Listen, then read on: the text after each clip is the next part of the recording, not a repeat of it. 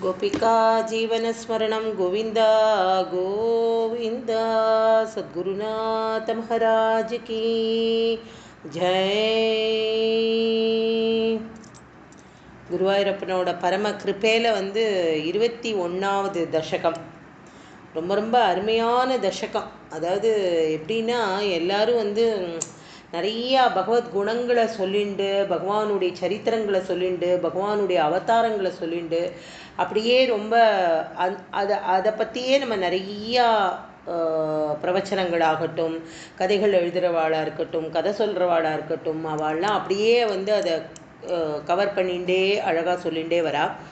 ஆனால் இந்த 21வது தசகத்தில் பட்டத்திரி எப்படி எழுதியிருக்கார் அப்படின்னா, இந்த எல்லாத்துக்கும் மூல காரணமாக இருக்கக்கூடிய பகவான் எப்படி இந்த சிருஷ்டியை பண்ணினார் அப்படிங்கிறதெல்லாம் நம்ம முன்னாடி பார்த்தோம். அந்த சிருஷ்டியில் எப்படி அவர் சர்வ வியாபியாக இருக்கார் அப்படிங்கிறத ரொம்ப அருமையாக இதில் 5வது தசகத்தில் பாகவதத்தில் 5வது ஸ்கந்தத்தில் அப்படி பிரமாதமாக எழுதியிருக்கா. அதை 21வது தசகத்தில் ஒரு 10 ஸ்லோகத்தில் இவர் அதை விதரணம் பண்ணியிருக்கிறத பார்த்தா அதி ஆச்சரியமாக இருக்குது. அவசியமாக இந்த ஸ்லோகத்தினுடைய அர்த்தம், இதில் இருக்கக்கூடிய இந்த தசகத்தினுடைய கண்டென்ட்டை கண்டிப்பாக மிஸ் பண்ணவே கூடாது யாருமே. ஏன்னா அவ்வளோ ஒரு அருமையான ஸ்கந்தம் இந்த ஸ்கந்தம். இதை இதில் இந்த தசகத்தில் அவ்வளோ அழகாக அப்படி பண்ணியிருக்கார் அவர்.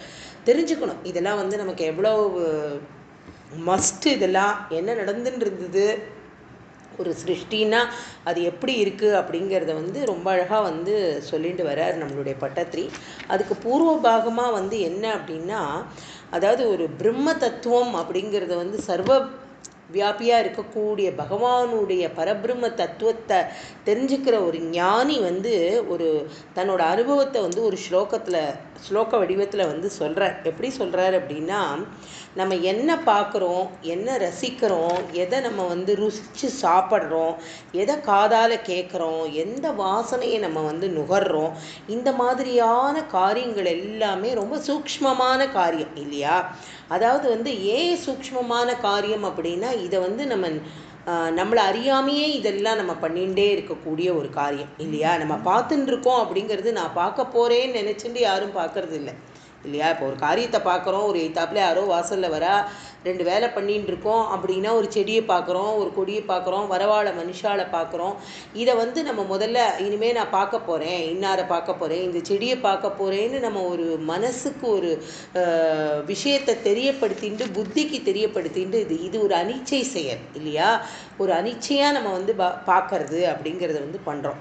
அதே மாதிரி ஏதோ ஒரு பக்ஷணமோ ரசமோ சாதமோ எதையோ ஒன்று வாயில் போட்டுண்டதுக்கு அடுத்த க்ஷணம் அதனுடைய ருச்சி நமக்கு நன்னா தெரிஞ்சு போய்டுறது. அந்த ருச்சி நமக்கு தெரியுது, இந்த ருச்சி எனக்கு தெரியணும், இந்த ருச்சி தான் இதோட ருச்சி அப்படின்னு நம்ம மனசுக்கோ புத்திக்கோ சொல்லிண்டு அதை வாயில் போட்டுக்கலை இல்லையா. ரொம்ப அழகாக இதை புரிஞ்சுக்கணும். இதெல்லாம் யதார்த்தமாக நித்தியப்படி ஒரு மனுஷனுடைய மனசில் உடம்பில் நடக்கக்கூடிய ஒரு சமாச்சாரம். அதை பகவான் எப்படி ஒரு கிரியேட் பண்ணியிருக்கார் நமக்குள்ள அப்படிங்கிறத பார்த்தா அதி ஆச்சரியமாக இருக்குது. இது எப்படி பகவான் பண்ணினார் அப்படிங்கிறது அப்படிப்பட்ட ஒரு ஆத்ம சைத்தன்யம் அப்படிங்கிறது நம்ம உடம்புக்குள்ள மனசுக்குள்ளே இருக்கிறதுனால தான். இந்த இந்த உடம்புல என்ன மாதிரியான ஒரு சைத்தன்யம் இருந்தாலே ஒழிய இதை நம்மளால் பார்க்காமையோ கேட்காமையோ ருசிக்காமையோ இதெல்லாம் நமக்கு பண்ணாமல் இருக்கு. நம்ம என்ன நினச்சிக்கிறோம், நாம் இதை பண்ணுறோம், நம்ம பண்ணின இந்த பதார்த்தம் எவ்வளோ டேஸ்ட்டாக இருக்குது அப்படின்னு நம்ம நாக்கு நமக்கு சொல்ல போகிறதுன்னு நினச்சிட்டு போட்டு பார்த்துக்கிறோம் இல்லையா. எதனால் இது எல்லாம் நமக்கு கண்ணால் பார்க்க முடியறது ஒரு சமாச்சாரத்தை அப்படின்னா, இந்த கண்ணுக்கு யார் ஒரு பிரகாசத்தை கொடுத்துருக்கா, அந்த பகவானே பிரகாச ரூபமாக நம்ம மனசுக்குள்ள நம்மளுடைய சித்தத்தில் இருக்கிற அந்த ஒரு சைத்தன்யம் தான் அந்த பிரகாசத்தை பார்க்க வைக்கிறது. இப்போ கண்ணு பார்க்கறதுன்னு நம்ம சொல்லுவோமா, இல்லை பகவானுடைய ஆத்மஸ்வரூபமாக இருக்கக்கூடிய அந்த சக்தி நம்மளை பார்க்க வைக்கிறதுன்னு சொல்லுவோமா? இதுதான் இந்த தத்துவம் அழகாக புரிஞ்சுக்கணும். இதுதான் சரணாகத தத்துவம் அப்படிங்கிறது. இப்போ நம்ம சாப்பிட்றோம், இந்த வயிற்றுக்குள்ளே போகிற சமாச்சாரம் ஜீரணமாகிறது அப்படிங்கிறத நம்ம கண்ணுக்கு எய்த்தாப்பில் பார்க்க முடியறதோ, நம்ம சாப்பிட்ற ஒரு லிக்விட் டயட்லேருந்து பிரிஞ்சு நமக்கு எவ்வளோ விட்டமின்ஸ் வேணும், எவ்வளோ மினரல்ஸ் வேணும், எவ்வளோ நம்ம கார்போஹைட்ரேட்ஸ் வேணுங்கிறத பிரித்து அனுப்பக்கூடிய ஒரு ப்ரொசீஜரை நம்மளால் பார்க்க முடியுமா? முடியாது. ஆனால் நம்ம என்ன நினச்சிக்கிறோம், நான் சாப்பிட்ற பொருள் என் வயிற்றுக்குள்ளே ஜீரணம் ஆகுது, நான் சாப்பிட்டது என்னோட வயிறு என்னோட ஆர்கன்ஸ் எல்லாமே அது ஜீரண சக்திக்கு உண்டு பண்ணுறது அப்படின்னு நம்மளுடைய புத்தி நம்ம அப்படி புரிஞ்சுக்கிறோம் இல்லையா? இது எதனால, உள்ள ஒரு சைத்தன்ய ஸ்வரூபமாக இருக்கக்கூடிய பகவான் அப்படி மேடை போட்டு உட்கார்ந்துருக்கான். ஒரு ஜீவனுக்குள்ளேயும் அந்த பகவான் இருக்கிறதுனால, அந்த சைத்தன்ய ஸ்வரூபம் இருக்கிறதுனால மாத்திரம் இது எல்லாருக்கும் கிடைக்கிறது இல்லையா? இதனால தான் இந்த உலகமே இயங்கின்னு இருக்கு அப்படிங்கிற ஒரு பெரிய தத்துவம். அந்த தத்துவத்தை நம்ம புரிஞ்சுக்கணும். இந்த புரிஞ்சுக்கிற தத்துவத்தை எது இத்தனை நாள் நமக்கு மாயையாக நம்ம மனசை மறைச்சுட்டு இருக்கு. இப்போ இந்த கிளாஸ் முடிஞ்சதுக்கு அப்புறமே நமக்கு அந்த 2 நிமிஷத்தில் நம்மளுடைய யதார்த்த லைஃபுக்கு நம்ம வந்துடுவோம். இப்போ நம்ம ஏதோ ஒரு டீச்சர் சொல்கிறா, ஒரு ஃப்ரெண்டு சொல்கிறா அப்படின்னு நம்ம விஷயத்தை கிரகிச்சுன்னு இருக்கோம். இந்த காது கேட்கறது, ஓ இப்படி ஒரு சமாச்சாரம் இருக்கா, ஆஹா நமக்கு இது தோணலையே அப்படின்னு நம்ம நினைக்கலாம். இப்போ ஒரு 2 hours பிஃபோர் இதை படித்த எனக்கு அந்த மாதிரி நம்ம புரிஞ்சுக்கிறோம். இதுக்கப்புறமா மாறி மாறி மாறி அடுத்த நிமிஷம் வரும்பொழுது இந்த மாயை நம்மளுடைய உலகத்தில் நம்மளை போட்டு ஒரு சுத்துறதே. அப்போ நமக்கு இதெல்லாம் மறந்து போய்டுறது. இதெல்லாம் எப்போ நமக்கு திரும்ப திரும்ப திரும்ப திரும்ப ஞானத்தை கொடுக்கும் அப்படின்னா, இந்த ஞானம் அப்படிங்கிற இந்த ஞானம்னா என்ன, இந்த நாலேஜ் நமக்கு எப்போ வரப்போகிறது அப்படின்னா, ஒரு குரு கிருப்பை இல்லாமல் இது நமக்கு கிடைக்க சாத்தியம் இல்லை. ஒரு குருவானவர் ஒரு பெரிய பரபிரம்மமாக இருக்கக்கூடிய இந்த தத்துவத்தை நமக்கு புரிய வைக்கிறதுக்கு ஒரு கண்ணில் அழகாக துகாராம் சொல்கிறார். கண்ணில் ஒரு மையை தடவிட்டான் எனக்கு பாண்டுரங்கன். எப்படிப்பட்ட மையை தடவிட்டான் அப்படின்னா, அந்த மையை எப்படி அழிச்சாலும் அழியாது, அப்படியே மையை அப்பியிருக்காங்கிற மையை எனக்கு அப்படி அப்பிட்டு போயிட்டான் அந்த கண்ணில். இந்த கண்ணுலேருந்து நான் பார்க்குறேன் இல்லையா, இந்த மை தடவின கண்ணு மைக்கு முன்னாடி எப்படி இருந்ததுன்னா இப்போ நம்ம எப்படி இருக்கோமோ அது. மை தடவின கண்ணு அப்படின்னா அந்த மையை யார் தடவரா, சாட்சாத் பகவானாக இருக்கக்கூடிய குரு ரூபத்தில் அதை தடவிட்டு போயிட்டார் அப்படின்னா, அதுக்கப்புறம் நம்மளுடைய பார்க்கக்கூடிய திருஷ்டி அப்படிங்கிறது எப்படி மாறுறது அப்படிங்கிறது தான் பியூட்டி அதில். இப்போ நமக்கு இப்படி அந்த ஒரு மை என்ன அப்படின்னா, அவர் சொல்கிறார், நான் தூங்கினாலும் அழியாது, குளிச்சாலும் அழியாது, கண்ணால் ஜலம் விட்டு கதறி அழுது அழிச்சாலும் அழியாது. இந்த மையானது என்னுடைய கண்ணில் நிரந்தரமாக பகவான் தடவிருக்கானே, அவன் என்ன பண்ணினா, அது தடவினதுனால என்ன அப்படின்னா அஜ்ஞானம் அப்படிங்கிற ஒரு திரைன்னா ஒரு ஸ்க்ரீன், அந்த கர்ட்டனை அழகாக திறந்து விட்டுட்டான். இப்போ எனக்கு என்ன ஆகுது அப்படின்னா, எனக்குள்ளே வரக்கூடிய எல்லா எண்ணங்களும் எனக்கு புரியுது. இதெல்லாம் எதனால் நடக்கிறது, இதெல்லாம் யாரால் முடியறது, இப்படிப்பட்ட ஒரு பேலன்ஸ்டு லைஃபு நம்மளை மாத்திரம் இல்லை, நம்ம ஒரு இண்டிவிஜுவல் பேலன்ஸ்டாக இருக்கிறதுக்கே நம்ம அதி ஆச்சரியப்படுறோம். நம்மளோட பட்ஜெட் பிளான் கரெக்டாக இருந்தால் வி ஆர் ஸோ ஹாப்பி. நம்மளோட பேங்க் ரிட்டர்ன்ஸில் இந்த தடவை பணம் போச்சு அப்படின்னா வி ஆர் ஸோ ஹாப்பி. நம்மளுடைய எக்ஸ்பெண்டிச்சர் குறைஞ்சிது அப்படின்னா வி ஆர் ஸோ ஹாப்பி. இப்படி ஒரு விஷயத்துக்கும் வெறுமனே ஒரு இண்டிவிஜுவலுக்கே இவ்வளோ ஹாப்பினஸ் இருக்குது அப்படின்னா ஒரு யூனிவர்ஸ் அதை எடுத்துண்டா இப்படிப்பட்ட பல தீபங்களையும் ஆளக்கூடிய பகவான் அப்படின்னா அதை நினைக்கும் பொழுது நிஜமாவே புல்லரிக்கிறது. அப்படிப்பட்ட சுவாமி எப்படி அதை பண்ணியிருக்க முடியும் அப்படிங்கிறத ரொம்ப அழகாக பட்டத்திரி ரொம்ப பியூட்டிஃபுல்லாக இதை கொடுத்துருக்கார். அப்போ அப்படி அதில் என்ன சொல்கிறார், இந்த மாதிரி ஒரு ஞானம் நமக்கு கிடச்சி இந்த அஜ்ஞானம் விலகி பார்க்கக்கூடிய இந்த பிரபஞ்சத்தில் இருக்கக்கூடிய எல்லாத்தையும் இப்போ நமக்கு என்ன தோன்றது, இப்போ எதுவுமே பொய்யில்லைன்னு தோன்றது இல்லையா? இது எதுவும் பொய்யில்லை, இது எதுக்குமே மாற்று கருத்தும் இல்லை. இதை நம்ம நினச்சா மாற்ற முடியுமா? முடியாது. இது நமக்கு நினச்சா கிடைக்க முடியுமா? கிடைக்காது. இந்த மாதிரி ஒரு ஸ்திதியில் இருக்கக்கூடிய ஒரு லைஃப் அதை எவ்வளோ அழகாக நம்ம பார்க்குறோம் அப்படிங்கிறது இந்த ஆத்ம அனுபவத்தினால் சொல்லக்கூடிய ஞானிகள் அவ்வளோ அழகாக தங்களுடைய ஸ்லோகங்களில் சொல்கிறா. யதா பூர்வம் மாயா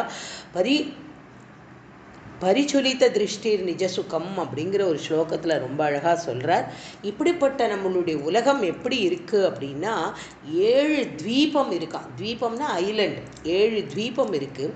அதில் ஜம்பு தீபம் அப்படிங்கிற ஒரு தீபத்தை பற்றி அதில் இருக்கக்கூடிய காண்டினென்ட்ஸ், காண்டங்கள் அப்படின்னா அந்த த பார்ட் அப்படின்னு சொல்லலாம். காண்டினென்ட்டுன்னு வச்சுக்கலான்னு வச்சுக்கோங்களேன். அந்த வேர்டு கரெக்டானு எனக்கு சொல்ல தெரியல. அந்த மாதிரி 9 டிஃப்ரெண்ட் பிளேசஸ் இருக்குது. அந்த 9லேயும் வந்து அதில் ஒன்று தான் நம்ம வசிக்கக்கூடிய இந்த பாரத கண்டம் இல்லையா? இந்த பரத கண்டத்திலையும் இங்கேயும் இருக்கக்கூடிய ஞானிகள் எல்லாரும் என்ன பண்ணினா அப்படின்னா, இந்த 7 தீபங்கள் இல்லையா, இந்த 7 தீபங்கள்லையும் அதற்கான கண்டங்கள்லையும் எந்த மாதிரியான சுவாமி ஸ்வரூபமாக இருக்கார், ஒரு கண்டத்துக்கும் ஒரு பிளேஸுக்கும் பகுதிக்கும் எந்த சுவாமி பிரத்யட்சமாக இருக்கார், அந்த சுவாமியை எந்த மாதிரியான பக்தர்கள் பஜிக்கிறா, அந்த பக்தர்கள் என்ன மந்திரம் சொல்லி பஜிக்கிறா அப்படிங்கிறத வந்து விலாவாரியாக அப்படி பியூட்டிஃபுல்லாக ப்ரெசன்ட் பண்ணியிருக்கா பாகவதத்தில்.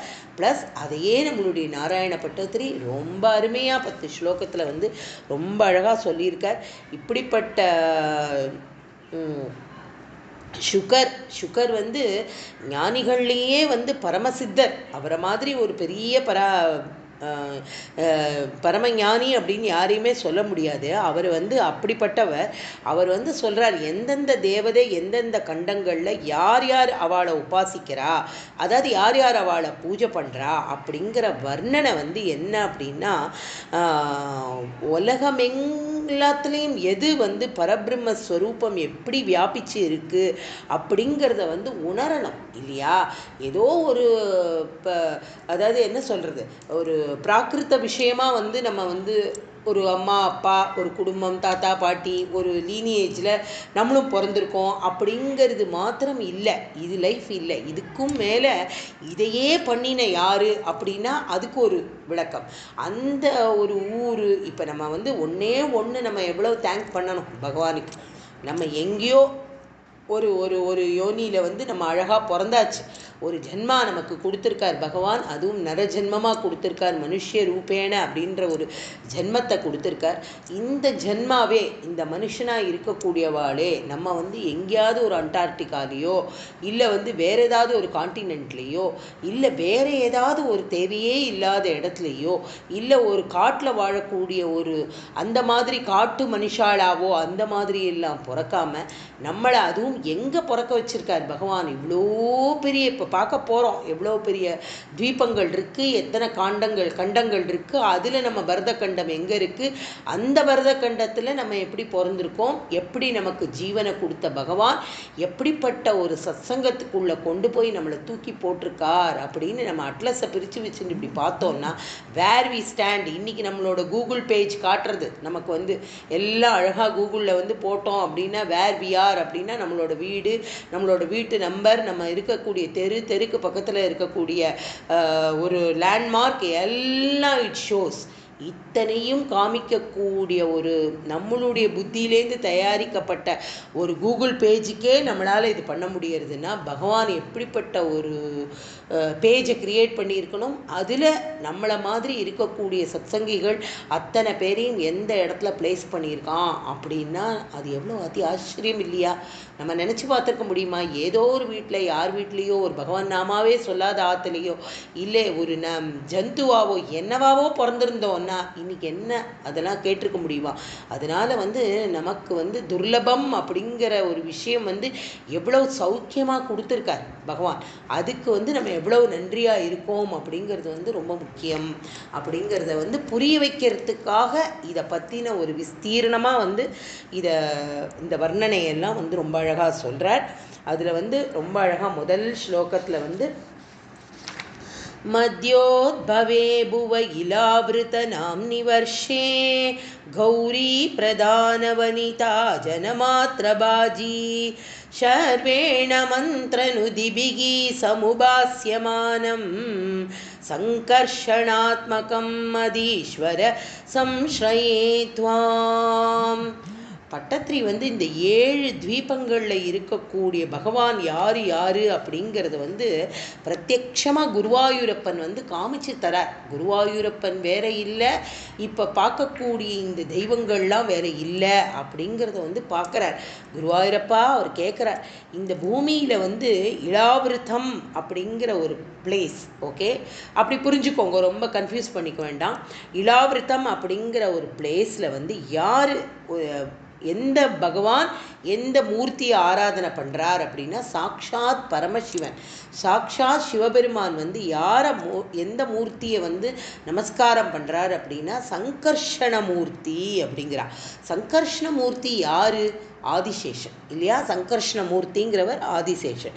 அவர் என்ன பண்ணுறார்? அவரை வந்து இவர் நமஸ்காரம் பண்ணிட்டு இருக்கார் இந்த இளாவிருத்தம் அப்படிங்கிற ஒரு பிளேஸில். சரி, இப்போ இந்த இளாவிருத்தம் அப்படிங்கிறது எங்கே இருக்குது அப்படின்னு தெரிஞ்சுக்கணும் இல்லையா?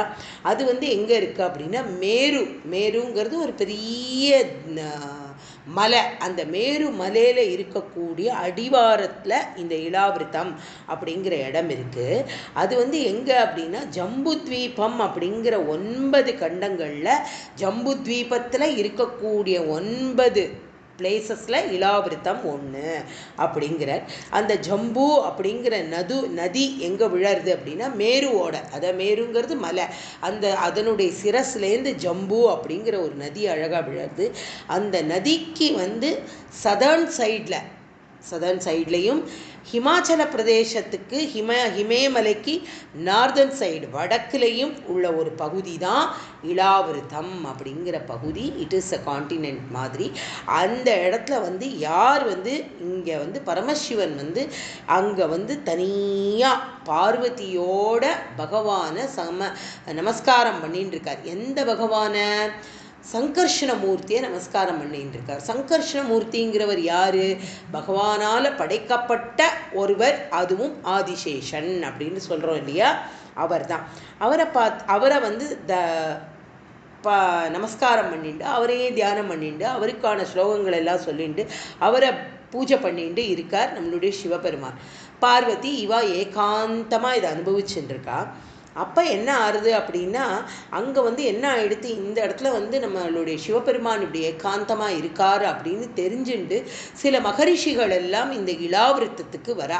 அப்படி இந்த இளாவிருத்தத்துக்கு வரக்கூடிய மகரிஷிகள் எல்லாம் பார்த்துட்டு பார்வதி தேவிக்கு ரொம்ப லஜ்ஜையாயிடுது, ரொம்ப கொஞ்சம் வெக்கம் வந்துடுறது. என்ன அப்படின்னா சாக்ஷாத் தன்னுடைய பத்தியான பரமசிவனோட நம்ம ஏகாந்தமாக இருக்கிறதை வாழலாம் பார்க்கறது வந்து இந்த பார்வதிக்கு வந்து கொஞ்சம் வெக்கமாயிடுறது.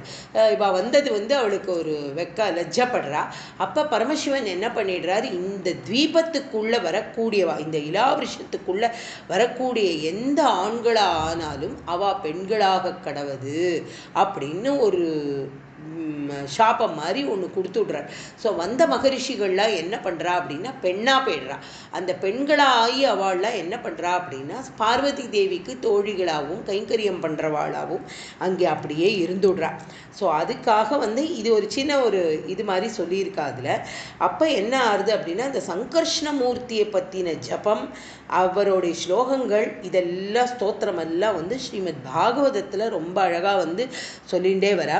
எங்கே அப்படின்னா ஓம் நமோ பகவதே மகாபுருஷாய சர்வகுண சங்கியானாயானந்தாய பக்தாய நம இதி. பாகவதம் 5வது ஸ்கந்தத்தில் இப்படிப்பட்ட ஒரு பெரிய விஷயத்தை வந்து சொல்லிகிட்டே வரார். இதுக்கு வந்து என்ன ஒரு பெரிய அர்த்தம் அப்படின்னா பிரணவம் அப்படிங்கிற ஓம்கார நாதத்துக்கு உள்ள அர்த்தம் என்னவோ, பெரிய புருஷோத்தமர் அவர் சாக்ஷாத் பகவத் ஸ்வரூபமாக இருக்கக்கூடிய பகவான் என்ன பண்ணுறார் அப்படின்னா சகல பொருள்களுக்கும் அவரே பிரகாசமானவர். அந்த பிரகாசத்தை அவர் உருவாக்கின அத்தனை விஷயங்களுக்கும் அந்த பிரகாசத்தை, அந்த சின்மய ரூபத்தை, அந்த சித்கணத்தை வந்து அதில் போடுறாரு இல்லையா? அது கொடுக்கறதுனால தான் நம்மளால் வந்து இது எல்லாத்தையும் பார்க்க முடியறது. அப்படிப்பட்ட அனந்தரவர் இந்திரியங்களுக்கெல்லாம், அதாவது பகவானை எப்படி நம்ம சொல்கிறோம், நம்ம முதலையே பார்த்தோம், நம்மளுடைய பிரளய காலத்திலேருந்து ஆரம்பித்து சாக்ஷாத் பகவான் எப்படி இருக்கார் அப்படின்னா சாட்சி பூதமாக இருக்கார். இது எதுலேயுமே அவர் பட்டுக்கிறதே இல்லை. அவர் தானே தன்னுடைய ஆனந்தத்தில், தன் ஸ்வரூபத்தில் கிடைக்கக்கூடிய ஆனந்தத்தில் அப்படியே மிதந்துட்டே இருக்கக்கூடியவராக இருக்கார் பகவான். அவருக்கு வந்து இதில் எல்லாம் கொஞ்சம் கூட ஒரு இது இல்லை, என்ன சொல்கிறது, இதெல்லாம் தன்னுது அப்படின்னு இல்லாமல் தான் தனியாக விலகி ஆனால் தானே உருவாக்கி எல்லாத்தையும் அதில் வந்து சந்தோஷப்படுத்தின்னு தானும் அந்த ஆனந்த சாகரத்தில் மிதந்துண்டே இருக்கக்கூடிய ஒரு பரபிரம்ம வஸ்து. அப்படிப்பட்ட பஜிக்கத்தக்க பிரபோ, அந்த பிரபோவை வந்து என்ன அப்படின்னா அப்படிப்பட்ட அவருடைய எல்லாருக்கும் ரட்சகமாக இருக்கக்கூடிய அந்த சரணாரவிந்தம், அவருக்கு வந்து எப்படின்னா ஐஸ்வர்யம் எல்லாம் இருக்கு, 6 குணங்கள், முக்கிய ஆச்சாரியமாக இருக்கிறவர் அவர். பக்தாளுடைய விஷயத்தில் வந்து ரொம்ப தெளிவாக இருக்கிறவர். அப்படின்னா என்ன அர்த்தம்? பக்தர்களுக்கு கருணை இல்லாமல் வேற ஒரு காரியமே கிடையாது அந்த பகவானுக்கு அப்படிங்கிறத வந்து சொல்கிறார். சொல்லிட்டு இப்போ என்ன அப்படின்னா அவர் வந்து என்ன பண்ணுறார் அப்படின்னா பக்தர், அதாவது யார் ஒருத்தன் வந்து ரொம்ப அதீத பக்தியோடு இருக்கானோ அவனுக்கு வந்து என்ன கொடுக்குறார் அப்படின்னா அவளுக்கு வந்து பவபந்தத்தை எடுத்து விடுறார் அந்த பகவான். அதாவது பவசாகரத்துலேருந்து நம்மளை மாதிரி இருக்கக்கூடிய பக்தர்களை எல்லாரையும் காக்கிறது ஒன்று தான் இந்த குருவாயூரப்பனுடைய கிருபை. ஓகே, இப்போ நம்ம பக்தர்களாக இருக்கிறவாளுக்கு இது கிடைச்சி விடுறது, அபக்தர்களாக இருக்கிறவாளுக்கு என்ன கிடைக்கும் அப்படிங்கிறதையும் சொல்கிறார். என்ன அப்படின்னா அவளுக்கு வந்து இந்த பவபந்தத்தை கொடுத்து அதுக்கும் மேலே அவளை புரிய பண்ணி அவளுக்கும் அனுகிரகம் பண்ணக்கூடிய ஒரு காரியத்தை பகவான் பண்ணின்னு இருக்கான். அதனால வந்து இந்த ஆதிசேஷனோட தலையில் அந்த 1000 தலை இருக்கு இந்த ஆதிசேஷனுக்கு. அந்த சங்கர்ஷண மூர்த்தியான இந்த ஆதிசேஷனோட சிரஸ்னா தலை, தலையில ஒரு பாகத்துல பூமண்டலம், இந்த பூ அப்படின்னு சொல்லக்கூடிய இந்த பூமண்டலம் ஒரு சின்ன கடுகு அளவு தான் இருக்கான், அவ்வளோ பெருசு இல்லையா? அந்த பூமண்டலம் அவருக்கு கொஞ்சம் கூட பாரமாகவே தோணலை. அதனால அப்படி தாங்கின்னு இருக்கிற அந்த சங்கர்ஷண மூர்த்திக்கு என்னுடைய நமஸ்காரம் அப்படின்னு யார் நமஸ்காரம் பண்ணுறா? சாக்ஷாத் பரமசிவனும் பார்வதியும் இந்த துவீபத்தில், இந்த இளாவிருத்தம் அப்படிங்கிற கண்டத்தில் வந்து நமஸ்காரம் பண்ணின்னு இருக்கா. அதனால வந்து இந்த ஜம்பு துவீபத்தில் இருக்கக்கூடிய 7 துவீபங்கள் என்னென்ன அப்படிங்கிறத வந்து ரொம்ப அழகாக சொல்கிறா. இந்த ஜம்பு துவீபத்தில் வந்து 7 துவீபம் இருக்கு இல்லையா? இது துவீபம் அப்படின்னா ஐலண்ட் அப்படின்னு சொன்னேன். அதை வந்து எந்த மாதிரியான சாகரங்கள்லாம் சூழ்ந்துன்னு இருக்கு அப்படிங்கிறத வந்து ரொம்ப அழகாக சொல்கிறா. இந்த ஜம்பு துவீபத்தை வந்து உப்பு சாகரம், எங்கே பார்த்தாலும் உப்பு கடல், அந்த உப்பு கடல் தான் இதை சுற்றி இருக்கு. உப்பு கடல் தான் இதை வந்து ரொம்ப சுற்றி இருக்குது. இந்த ஜம்பு துவீபத்தில் இருக்கக்கூடிய 9 கண்டங்கள் என்னென்ன அப்படிங்கிறத வந்து பாகவதம் பெயரோடு சொல்கிறது. 1 இளாவிருத்தம், 2வது பத்ராஸ்வம், ஹரிவர்ஷம், கேதுமாலம், ரம்யகம், ஹிரமண்மயம், உத்தரகுரு, கிம்புருஷம், பாரதம் அப்படிங்கிற இந்த 9 கண்டங்கள் வந்து அங்கே இருக்குது அப்படிங்கிறத வந்து சொல்கிறா. அந்த 9க்கும் உள்ள தேவதைகள் யார் யார், அவளை உபாசிக்கக்கூடிய பக்தர்கள் யார், அந்த பக்தர்கள் என்ன மாதிரியான பீஜாட்சர மந்திரத்தை ஜபிக்கிறா அப்படிங்கிறதையும் பாகவதம் வந்து ரொம்ப அழகாக சுகாச்சாரியார் 5வது இதில் வந்து ஸ்கந்தத்தில் வந்து அப்படியே கத்திய நட்டையில் எழுதியிருக்கார். அதாவது ஒரு மீட்டர் இல்லாமல் கத்தியமாக ஒரு ப்ரோஸ் கண்டென்ட்டை எப்படி நம்ம படிச்சுட்டு போவோமோ, ஏன்னா அவ்வளோ சந்தோஷமாக சுகருக்கு ரொம்ப வியாக்கியான கர்த்தாலாம் அப்படி சொல்கிறா. அப்படி படன்னு அவருக்கு சொல்லணும்னு தோணி போயிடுதான் நம்மளுடைய பரீட்சித்துக்கு. அப்படி இதெல்லாம் சொல்லிகிட்டே வர. இப்போ அடுத்தது வந்து என்ன அப்படின்னா அடுத்ததாக இருக்கக்கூடிய அந்த பத்ராஸ்வ வருஷத்தில் எந்த தேவதையை உபாசிக்கிறா அப்படிங்கிறத வந்து 2வது ஸ்லோகத்தில் ரொம்ப அழகாக சொல்கிறார். பத்ராஸ்வநாம கைலாவிருத பூர்வவர்ஷே பத்ரஸ்ரவோபி ரிஷிபிஹி பரிணூயமானம் கல்பாந்தகூட நிகமோத்தரண பிரவீணம் த்யாயாமி தேவஹயசீஷ தனும் பவந்தம். அதாவது பத்ராஸ்வ வருஷம்னு சொல்கிறோம் இல்லையா? அங்கே இருக்கக்கூடிய தர்மதேவதையோட புள்ள பேர் என்ன அப்படின்னா பத்ரஸ்ரவஸ் அப்படிங்கிறது தான். அவர் வந்து என்ன பண்ணுறார் அப்படின்னா பகவானுடைய பிரியமான, அதாவது வாசுதேவன் சாக்ஷாத் பரபிரம்ம ஸ்வரூபமாக இருக்கக்கூடிய பகவானுடைய 1 ஆஃப் த அவதாரா, ஹயக்ரீவர் இல்லை இருக்கார் இல்லையா, அவர் யார்? அந்த ஒரு பிரியமான மூர்த்தி, அவர் தர்மத்துக்கே ஸ்வரூபமான மூர்த்தி. அந்த ஹயக்ரீவர் அப்படிங்கிற பெயருள்ள தெய்வத்தை எப்படி வச்சுருக்கான்னா ஹிருதயத்தில் சமாதியில் பார்த்துருக்கார். யாரு? இந்த பத்ரஸ்ரவஸ் அப்படிங்கிற ஒருத்தர், அப்படிப்பட்ட ஒரு ஞானி தன்னுடைய தபஸில் தன்னுடைய சமாதியில் இந்த ஹயக்ரீவ மூர்த்தியினுடைய தர்ஷனத்தை பார்த்துருக்கார். அதை பார்த்து அந்த மூர்த்தியை தனக்கு முன்னாடி வர செய்து அப்படிங்கிறார். வர செய்துன்னா எந்த ஒரு மூர்த்தியை உபாசனா பண்ணுறாளோ, முன்னாடியே ஒரு தடவை நம்ம ஸ்மரிச்சுட்டு இருக்கோம். மகாபெரிவாள்கிட்ட ஒருத்தர் சொன்னதை நான் சொன்னேன். அதாவது நம்ம எடுத்துட்டு இருக்கிற மந்திரம் என்ன அப்படின்னா, எனக்கு சித்திக்கலை அப்படின்னு எல்லாம் சொல்கிறது ரொம்ப தப்பு அப்படின்னே பெரியவா சொல்கிறா. என்ன அப்படின்னா, அதில் உள்ள நம்பிக்கை இல்லைன்னா நம்மளால் அந்த மந்திரங்களுடைய பலனோ எதுவுமே சித்திக்காது. அந்த உபாசனா மூர்த்தி நமக்கு முன்னாடி நின்று நமக்கு கைங்கரியம் கை கட்டி நமக்கு அப்படிப்பட்ட ஒரு அனுகிரகத்தை தருவாளாம். அது எந்த நாமாவை எடுத்துட்டாலும். இப்போ நம்ம இன்னைக்கு நம்மளோட குருநாதர் நமக்கு எடுத்து வச்சிருக்கிற நாமா ஹரே ராம ராம ராம ஹரே ஹரே, ஹரே கிருஷ்ண கிருஷ்ண கிருஷ்ண ஹரே ஹரே அப்படிங்கிற ஒரு மகாமந்திரத்தை நமக்கெல்லாம் உபதேசம் பண்ணியிருக்கார். அப்படின்னா அப்படிப்பட்ட அந்த நாமால ஒரு திருட நம்பிக்கை நமக்கு இருக்கிற பட்சத்தில் இருக்கணும். அப்படிப்பட்ட குருவை நம்ம உபாசனா பண்ணின்னு இருக்கிறவாளுக்கு இந்த நாம உபாசனா என்ன கொடுக்கும் அப்படின்னா, கேட்டதெல்லாம் கொடுக்கறதே. நம்ம என்ன நினைக்கிறோமோ நினைக்கிறதுக்கு முன்னாடி அது நமக்கு தருது. என்ன காரணம்? அந்த மந்திரம் நம்மளை எடுத்துக்கும். எப்படி ஒரு ராமநாம மந்திரம் இன்னைக்கு ஜபம் ராமர் வாழ்ந்த இடத்துல இன்னைக்கு எது வாழ்ந்துட்டு இருக்கு அப்படின்னா ராமநாம ஜபம் வாழ வச்சுட்டு இருக்கு. அதை நம்ம பிரத்யட்சமாக இன்னைக்கு நம்ம கலியில் பார்க்குறோம். சொல்லக்கூடிய இந்த நாமா எவ்வளோ பேரை அப்படியே கரையேற்றின்னு இருக்கு அப்படிங்கிறதையும் இந்த கலியில் பார்க்குறோம். அப்படின்னா இந்த நாம ஜபத்துக்கு எப்படிப்பட்ட ஒரு சிரேஷ்டம் இருக்கணும் இல்லையா? நாமமும் நாமியும் வேறு வேறு இல்லை அப்படிங்கிற குருநாதர். அதனால இந்த நாமா அப்படிங்கிறது ரொம்ப பிரசித்தி. அந்த பகவான் நாமாவை ஜபிச்சு ஜபிச்சு ஜபிச்சு அந்த ஹயக்ரீவ மூர்த்தியை தன் கண் முன்னாடி பார்த்த பத்ரஸ்ரவஸ் அதை அவர் இந்த தீபத்தில் அந்த பகவானை ஸ்மரணம் பண்ணுறார் அப்படிங்கிறத நம்மளுடைய பாகவதமும் ரொம்ப அழகாக சொல்கிறது. ஓம் நமோ பகவதே தர்மாயாத்ம விஷோதனாய நம இதி அப்படின்னு சொல்கிறது. அதாவது என்ன அப்படின்னா, தர்மஸ்வரூபியான பகவானே பிரணவத்தோட பொருளை அப்படியே வச்சுருக்கிறவரும், வித்யைனா கல்வி, அதாவது ஞானம், அதை உபதேசிக்கக்கூடியவரும், அவித்யைனா நம்மளுடைய அஜ்ஞானத்தை நமக்கிட்டேந்து எடுக்கக்கூடிய பகவானா இருக்கக்கூடிய உமக்கு என்னுடைய நமஸ்காரம் அப்படின்னு சொல்கிறார்.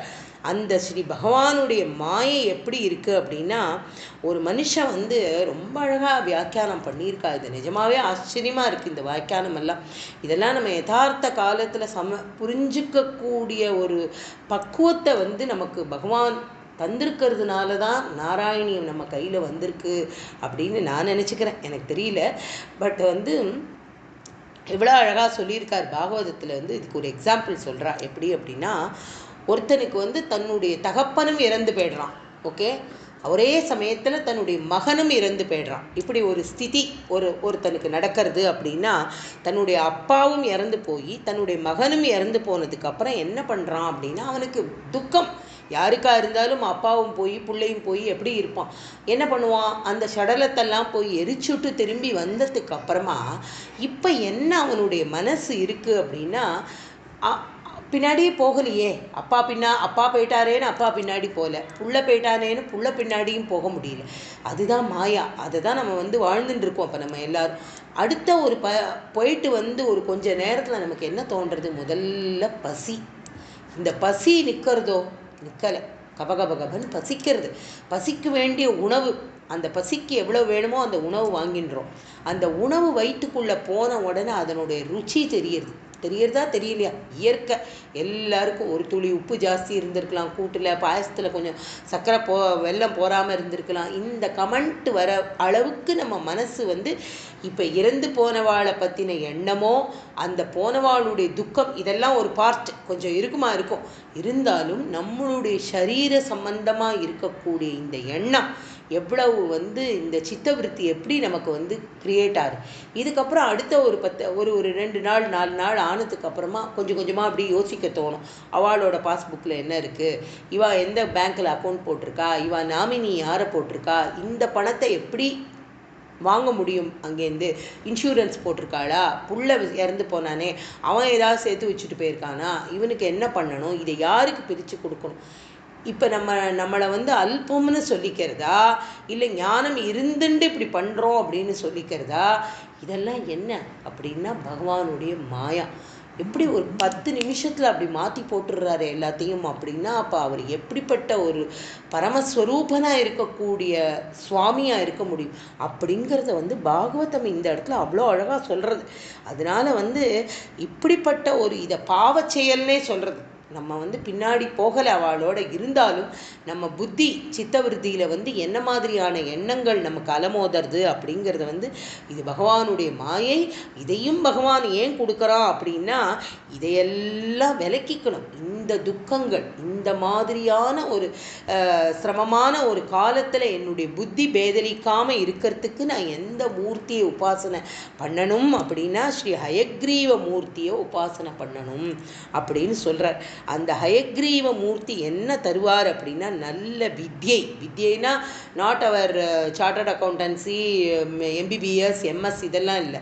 இந்த வித்தியை இல்லை, மனசை மனுஷால புரிஞ்சுண்டு நம்ம புத்தியை நல்ல விதமாக வச்சுக்கக்கூடிய வித்தியை அந்த பகவான் கொடுப்பார். அப்படிப்பட்டவர் யார் அப்படின்னா, ஒரு கல்பத்தோட முடிவில் வந்து என்ன ஆச்சு அப்படின்னா, மது அப்படிங்கிற ஒரு அசுரன் வந்து என்ன பண்ணினா, எல்லா வேதத்தையும் அப்படியே அபகரணம் பண்ணி கொண்டு போய் ஒழிச்சு வச்சுட்டான் இல்லையா. அப்படி ஒழிச்சு வைக்கும் பொழுது பகவான் ஹயக்ரீவ மூர்த்தியா வந்தார். ஹயக்ரீவ மூர்த்தி அப்படின்னா, ஹய அப்படின்னா அதாவது கழுத்து பாகத்திலேருந்து அவருடைய முகம் குதிரை முகமாகவும் உடம்பு வந்து சாதாரணமாக மனுஷ ரூபமாகவும் இருக்கக்கூடிய இவர் பாதாள லோகத்தில் போய் அந்த வேதங்களை எல்லாம் ரட்சித்து கொண்டு வந்தார். அப்படிங்கிறது வந்து ஹயக்ரீவருடைய சரித்திரம், ஹயக்ரீவருடைய அவதாரம், அந்த அவதார கதை அது. அப்படிப்பட்ட ஒரு அசுரனிடத்திலேருந்து நம்மளுடைய வேதங்களை காப்பாற்றின இந்த பகவான் கண்டிப்பாக வந்து என்ன அப்படின்னா ஒரு வித்யை அப்படிங்கிற ஒரு ஞானத்தை நமக்கு வந்து நிச்சயமாக வந்து கொடுப்பார். அப்படிங்கிறது தான் வந்து ரொம்ப அழகாக வந்து நம்ம பட்டத்திரி ரொம்ப ஒரு வரியில் அழகாக சொல்லிட்டார். பத்ராஷ்ச நாமக இளாவிருத்த பூர்வ வருஷே அப்படிங்கிறார். பூர்வ வருஷேன்னா முன்னாடி நடந்த இந்த கதையை பார்த்துட்டு அப்படிப்பட்ட ஹயக்ரீவ மூர்த்தியை உபாசனை பண்ணுறான். யாரு அப்படின்னா வந்து இந்த பத்ரஸ்ரவஸ் அப்படிங்கிறவர் வந்து அந்த ஞானி இந்த பகவானை வந்து ஸ்மரண பண்ணுறார். ஒரு கண்டத்தில் எந்த இடத்துல அவர் வந்து அதை பண்ணுறார் அப்படிங்கிறதையும் வந்து இலாவிருத்த இதில் வந்து பண்ணுறார் அப்படிங்கிறது வந்து ரொம்ப சொல்கிறார், ரொம்ப அழகாக சொல்கிறார். இலாவிருத்த வருஷத்தில் அதை பண்ணுறார். அப்படி 3வது ஸ்லோகத்தில் வந்து ஹரிவர்ஷம் அப்படிங்கிற இடத்துல வந்து எந்த மூர்த்தியை உபாசனை பண்ணுறா, யார் உபாசனை பண்ணுறா அப்படிங்கிறத வந்து 3வது ஸ்லோகத்தில் ரொம்ப அழகாக சொல்கிறார். ध्यायामि दक्षिणगते हरिवर्षवर्षे प्रह्लादमुख्यपुरुषैः परिवेश्यमाणम् उत्तुङ्गशान्तधवलाकृतिमेघशुद्ध ज्ञानप्रदं नरहरिं भगवन् प्रपद्ये. அதாவது இப்போ ஹரிவர்ஷம் அப்படிங்கிற கண்டம் எப்படி இருக்குது அப்படின்னா, இது எங்கே இருக்குது அப்படின்னா இந்த இலாவிருத்தம் அப்படின்னு பார்த்த கண்டம் இருக்கு இல்லையா, அதனுடைய சதர்ன் சைடு தெற்கு பகுதியில் இது இருக்கான். இங்கே இருக்கக்கூடிய மூர்த்தி எந்த மூர்த்தி அப்படின்னா, எந்த மூர்த்தி இங்கே திவ்ய ஸ்வரூபமாக பிரகாசம் பண்ணிட்டு இருக்கார் அப்படின்னா நம்மளுடைய நரசிம்ம மூர்த்தி தான் இங்கே இருக்கார். அதனால இவர் யார் அப்படின்னா பரம பாகவதனான பிரகலாதனுக்கு வந்து ஒரு பெரிய அடைக்கலத்தை கொடுத்து இன்னைக்கும் பிரகலாதனை வந்து ஸ்மரிக்கக்கூடிய பிரகலாத நாரத பராசரன் முதல்ல அவருடைய பரம பாகவதன் அவருடைய பெயரை தான் நம்ம போடுறோம் பிரகலாதன் அப்படிங்கிறது. அப்படிப்பட்ட பிரகலாதன் வந்து இங்கே ஜபிக்கிறாராம். யாரு அப்படின்னா இந்த சாக்ஷாத் நரசிம்ம மூர்த்திய அப்படிங்கிற. அதாவது இந்த நரசிம்ம மூர்த்திக்கு அவர் பண்ணக்கூடிய ஜபமந்திரம் எது அப்படிங்கிறத வந்து அழகா பாகவதம் சொல்றது. ஓம் நமோ பகவதே நரசிம்மாய நமஸ்தேஜஸ் तेजसे आविराविर्भव वज्रनग वज्रदंष्ट्रा कर्माशयान् रन्तय रन्तय तमोग्रसग्रस ओं स्वाह அபயமபயமாத்மானி பூயிஷ்டா ஓம் ஷௌரம் அப்படிங்கிற ஒரு பெரிய மகா மந்திரம் இது. அந்த மந்திரத்தை உச்சாடனம் பண்ணிட்டு பிரகலாத ரிஷி இதை பிரகலாதன் ரொம்ப அழகாக நம்மளுடைய பகவானை பிரார்த்தனை பண்ணுறார், நரசிம்மரை பிரார்த்தனை பண்ணுறார் அப்படிங்கிறார். அந்த அர்த்தம் என்னங்கிறதையும் பாகவதம் ரொம்ப அழகாக சொல்கிறது. எப்படி அப்படின்னா, எல்லாத்துக்கும் தேஜஸ் பொருந்திய இந்த லோகத்தில் எதெல்லாம் தேஜஸ்வியாக இருக்குது அப்படின்னா, சூரிய பகவான் தேஜஸ்வியாக இருக்கார், சந்திரனுக்கு ஒரு பிரகாசத்தை கொடுத்துருக்கார், வாயுக்கு அதனுடைய தன்மையை கொடுத்துருக்கார், நெருப்புக்கு அதனுடைய தன்மையை கொடுத்துருக்கார், பூமிக்கு அதனுடைய தன்மையை கொடுத்துருக்கார், ஜலத்துக்கு அதனுடைய தன்மையை கொடுத்துருக்கார். எல்லாத்துக்கும் பகவானாக இருக்கக்கூடிய அந்த பிரகாசம் தன்னுடைய பிரகாசத்தை இந்த லோகத்தில் படைக்கப்பட்ட அத்தனைக்கும் இந்த நித்திய சூரியர்களுக்கெல்லாம் கொடுத்து அதெல்லாம் பிரகாசமாக இருக்குது. அப்படின்னா இந்த சூரியனுடைய பிரகாசம் எங்கேருந்து வருது? சாக்ஷாத் பகவானிடத்துலேருந்து வரக்கூடிய பிரகாசத்தை சூரிய பகவான் எடுத்துட்டு நமக்கு திருப்பி தரார். அப்படிங்கிற மாதிரி அந்த வஜ்ரம் மாதிரி அவருடைய நகங்கள் இருக்குது, வஜ்ரம் மாதிரி அவருடைய தெத்திப்பற்கள் இருக்குது. அப்படிப்பட்ட ஒரு கம்பீரமான ஒரு சுவாமி. இந்த சுவாமியை பிரார்த்தனை பண்ண பண்ண பண்ண என்னத்தை நமக்கிட்டேந்து எடுப்பார், நமக்கு என்னத்தை கொடுப்பார் அப்படின்னா நம்மளுடைய கர்ம வாசனாவை அழிச்சிடுவாராம். நரசிம்மமூர்த்திக்கு மாத்திரம் அப்படிப்பட்ட ஒரு கருணை. நரசிம்மமூர்த்திக்கு யார் நரசிம்மரை அப்படி ஒரு உபாசனா பண்ணுறாலோ பிரத்யட்சமாக பகவான் அங்கே வந்துடுவார். அப்படின்னா எப்படி அந்த க்ஷணத்தில் இப்படி தூணை பிளந்துண்டு பகவான் அப்படி காட்சி கொடுத்தாரோ அந்த மாதிரி கருணாமூர்த்தியாம் அவர். வெயிட் பண்ணி எல்லாம் நம்ம எத்தனை பிரார்த்தனை பண்ணுறோம், எவ்வளோ நாமா சொல்கிறோம், எப்படி நம்ம அவருக்கு ஜபம் பூஜையெல்லாம் ஒரு க்ஷணம் மாத்திரம் போருமா. நம்மளுடைய பக்தி உண்மையான பக்தியாக இருந்து அதில் ஸ்ரத்தை இருந்து பகவான்கிட்ட ஒரு சரணாகதத்துவம் அப்படிங்கிற ஒரு விஷயம் நம்ம மனசுக்குள்ளே அதை நம்ம ப்ரெசன்ட் பண்ணினோம் அப்படின்னா அடுத்த க்ஷணம் நரசிம்மமூர்த்தி நமக்கு கிருபா பண்ணுவார்.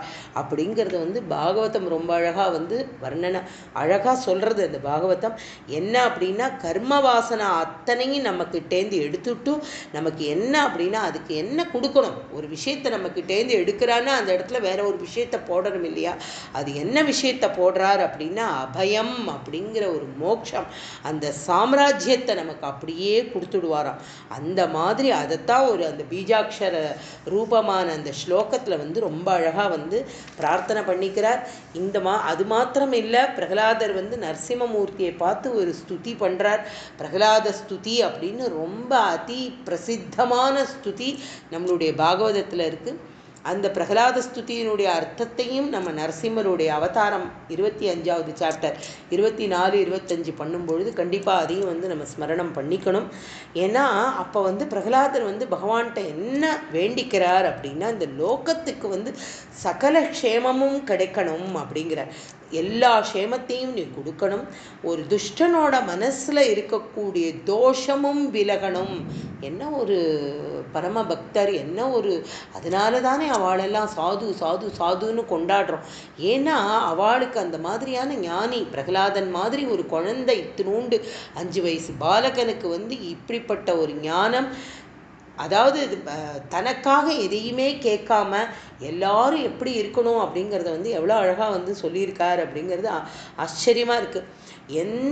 எல்லாருக்கும் யார் ஒருத்தர் இந்த லோகத்தில் இருக்காளோ அவள் எல்லாரும் பரஸ்பரம் ஒருத்தருக்கு ஒருத்தர் எதை கேட்கணும் அப்படின்னா க்ஷேமத்தை கேட்கணுமா. பிரகலாத ஸ்துதியில் சொல்லியிருக்கார் அவர், பரஸ்பரமாக இருக்கிறவா, நான் எங்கள் பக்கத்தாத்துக்கார ஆளுக்குன்னா அவளுக்காக நான் வேண்டிக்கணும், அதுதானே எனக்கு பரஸ்பரமான ஒரு புத்தி வரணும் இல்லையா? அப்படி ஒருத்தருக்கு ஒருத்தர் அது ஒரு செயினாட்டம் ஆயிடுத்தே. இப்போ அவர் சொன்னது அழகா இல்லையா?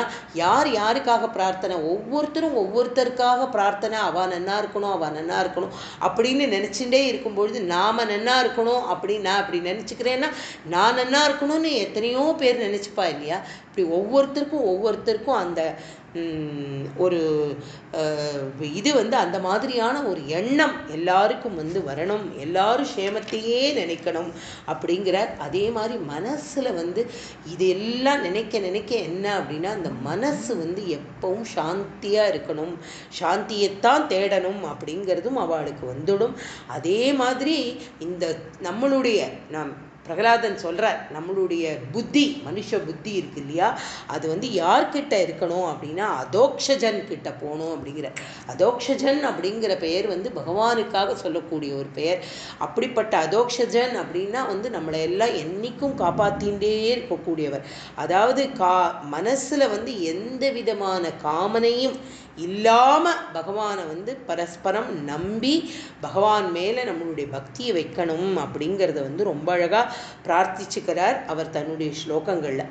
அப்புறம் அதே மாதிரி இன்னும் சொல்கிறார் அடுத்தாப்புல என்ன அப்படின்னா, நரசிம்மா எங்களுக்கு யாருக்கும் எந்த விதமான பற்றுதல், அதாவது அட்டாச்மெண்ட் இது இல்லாமல் இருக்கணும். அதாவது இருக்கணும், அட்டாச்மெண்ட் இல்லாமல் இருக்கக்கூடாதுன்றது வந்து இருக்கவே முடியாது. அட்டாச்மெண்ட் இல்லாமல் நம்ம எப்படி என்ன காரியம் பண்ணுவோம் அப்படின்னா எல்லாத்தையும் சப்ஜாடாக மூடிண்டு எங்கேயோ ஒரு போய் காட்டில் இருந்துட்டு எங்கேயோ தபஸ் பண்ணிட்டு அப்படியெல்லாம் நம்மளை பக்தி பண்ண சொல்லி யாருமே கேட்கல. யாருக்கு இல்லை? நாமதேவரை எடுத்துட்டோமா, அத்தனை வெறும் தையல் வேலை தான் பண்ணுவார். நாமதேவரோட சரித்திரத்தை எடுத்து பார்த்தோம் அப்படின்னா நாமதேவருக்கு வந்து தையல்காரன் தான் அவருடைய உத்தியோகம்.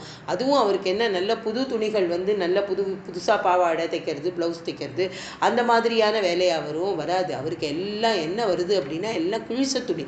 அப்போ அவர் வந்து என்ன சொல்கிறார், நாமதேவர் தன்னுடைய ஒரு அபங்கத்தில் வந்து அழகாக சொல்லிக்கிறார். என்ன அப்படின்னா, எனக்கு இது வந்து ரொம்ப பிடிச்ச சமாச்சாரம் என்ன அப்படின்னா, இந்த காரியம் ரொம்ப சிரமம். என்னென்னா ஒரு புது துணியை வெட்டி அழகாக டிசைன் பண்ணி ரொம்ப பியூட்டிஃபுல்லாக தைக்கிறது ரொம்ப ஈஸி. தைச்ச துணியில் வந்து ஏதோ ஒரு கிழிசலோ ஒரு பார்ட் விட்டு போயிருந்தால் அதுக்கு அட்டாச் பண்ணுறதுங்கிறது வந்து கொஞ்சம் நாழி ஆகும். அதுக்கு வந்து நம்ம புத்தியை போடணும், அதுக்கு கரெக்டாக அதே அளவுக்கு கட் பண்ணணும், அதுக்கு ஒரு ஒட்டு கொடுக்கணும், அந்த ஒட்டு தெரியாத அளவுக்கு தையலை போடணும். அது வந்து மனசுக்கு பிடிக்கணும், அந்த அப்பனன்ட் பார்ட்டி கொடுத்தவாளுக்கு வந்து அது மனசுக்கு பிடிக்கணும்.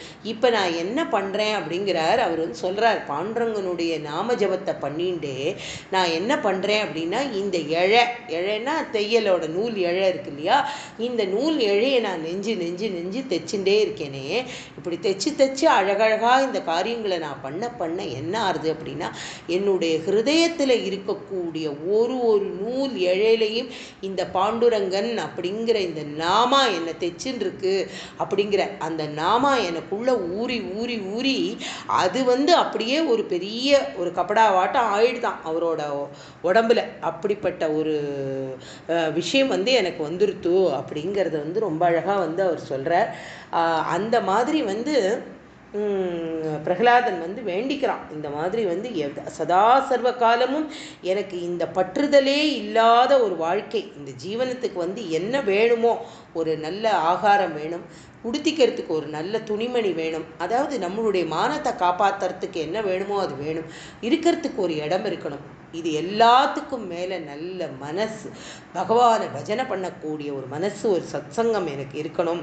அப்படிங்கிற இடத்துல பாகவதர்களோட சங்கம் கிடைச்சுட்டா வேறு எதுவுமே வேண்டாம், அந்த சங்கம் கிடைக்கணும் அப்படிங்கிறான். யார்? பிரகலாதன் வேண்டிக்கிறான் நரசிம்மர்கிட்ட, அப்படி நரசிம்மமூர்த்தி கிட்ட. இது ஏன் வேண்டிக்கிறான் அப்படின்னா, ஏன்னா இந்த பாகவத சங்கத்தில் மாத்திரம்தான் சதா சர்வ காலமும் கதாசிரவணம் இருக்கும் அப்படிங்கிறான். ஏன் அப்படின்னா இந்த காது வழியாக இந்த பகவத்கதைகளை கேட்டு கேட்டு கேட்டு என்ன ஆறுது அப்படின்னா, இந்த காது வழியாக உள்ளே போகிற இந்த விஷயங்கள் வந்து நம்மளோட மனசில் இருக்கிற அழுக்கு மனோமலத்தை அப்படியே தொடச்சி எடுத்துட்டு போய்டுறது இல்லையா, அப்படிப்பட்டதை போக்கி உள்ள என்ன இருக்கும், சைத்தன்யமாக இருக்கக்கூடிய அந்த பகவான் யார், அப்படிப்பட்ட ஸ்வரூபம் எது, அப்படிப்பட்ட பகவான் எப்படிப்பட்ட ஒரு ரூபத்தில் தன்னுடைய பக்தனுக்காக வந்திருக்கார் அப்படிங்கிறத வந்து உணரக்கூடிய ஒரு எண்ணத்தை நம்ம மனசுக்கு அது கொடுக்கும்.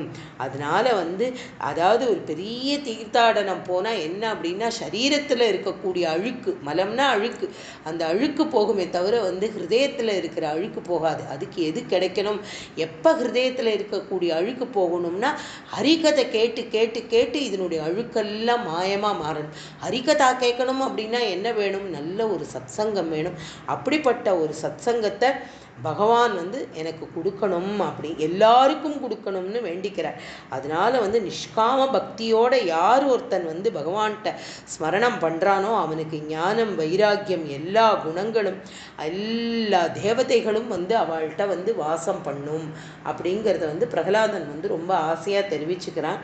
அப்புறம் இன்னும் என்ன சொல்கிறான் அப்படின்னா வந்து இந்த மீன்கள் வந்து எப்படி வாழறது அப்படின்னா, மீனுக்கு வந்து எப்படி ஜலம் வந்து ரொம்ப ஒரு உயிரோ அது மாதிரி வந்து ஹரிநாராயணன் அப்படிங்கிறவர் வந்து யாருக்கு உயிராக இருக்கணும் அப்படின்னா நம்மளை மாதிரி சாமானிய பக்தர்கள், சாமானிய மனுஷாளுக்கு வந்து மீனுக்கு எப்படி ஜலம் அத்தனை சிரேஷ்டமோ அந்த மாதிரி நமக்கு வந்து பகவானுடைய நாமஸ்மரணமும் பகவானுடைய ரூபமும் இதுதான் நமக்கு எப்பவும் இருந்துகிட்டே இருக்கணும் அப்படிங்கிறத வந்து ரொம்ப அழகாக சொல்கிறார். அதுக்கு வந்து பிரகலாதர் வந்து பிரகலாத முக்கிய புருஷேகி பரிசேவியமானம் அப்படின்னு நம்மளுடைய அழகாக அந்த பிரகலாதன் வந்து எப்படி நரசிம்மருடைய சரணத்தை எப்பவும் பிடிச்சுண்டு அதையே சதா சர்வ காலமும் எல்லாரும் பஜிக்கணும் அப்படின்னு சொன்னதை வந்து நம்ம பட்டத்திரி ரொம்ப அழகாக சொல்கிறார். இன்னொன்று வந்து எப்படின்னா இந்த சுவாமி எப்படி இருக்கார் அப்படின்னா எப்பவும் அபயத்தை கொடுக்கக்கூடிய பகவத் ஸ்வரூபம். அவ்வளோ பெரிய உருவமாக வந்தார் அந்த சுவாமி. அப்படியே வெண்மையாக இருக்காராம். ஒரு கருநீல வண்ணனாக இருக்கக்கூடிய கிருஷ்ணனாக வரல, அவர் வந்து தமால வர்ணமாக இருக்கக்கூடிய அந்த வெண்மையான நிறத்தில் தான் வந்தார் அப்படிங்கிறதையும் சொல்கிறார். இந்த பட்டத்திரி இந்த வார்த்தை அவர் வந்து சொல்கிறார் அப்படின்னா ஏகசுத்த ஞானப்பிரதம் அப்படிங்கிற நரசிம்மமூர்த்தி கொடுக்கக்கூடியவர் அப்படிங்கிறத வந்து சொல்கிறார். அப்படின்னா பிரத்யக்ஷமாக நரசிம்மமூர்த்தியே இந்த ஸ்லோகம் பண்ணும் பொழுது கண்டிப்பாக குருவாயூரப்பன் வந்து தன்னுடைய ரூபத்தில் காமிச்சு கொடுத்துருக்கணும் பட்டத்திரிக்கு. அதை பட்டத்திரி அனுபவிச்சிருக்கணும். அதனால தான் அப்படிப்பட்ட ஒரு வார்த்தைகளை போட முடிஞ்சுது.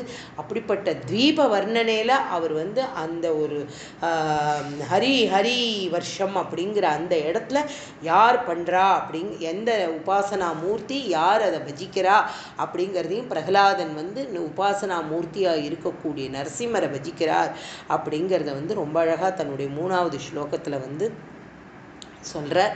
4வது ஸ்லோகத்தில் கேதுமாலம் அப்படிங்கிற ஒரு வருஷம், அந்த வருஷத்தில் யார் வந்து யாரை உபாசனா பண்ணுறா அப்படிங்கிறது வந்து 4வதுல சொல்கிறார். वर्षे प्रदीशिललितात्मनि केतुमाले लीलाविशेषललितस्मितशोभनाङ्गं लक्ष्म्या प्रजापतिसुदैश्च निषेव्यमानं तस्या प्रियाय धृतकामदनुं भजे त्वाम्.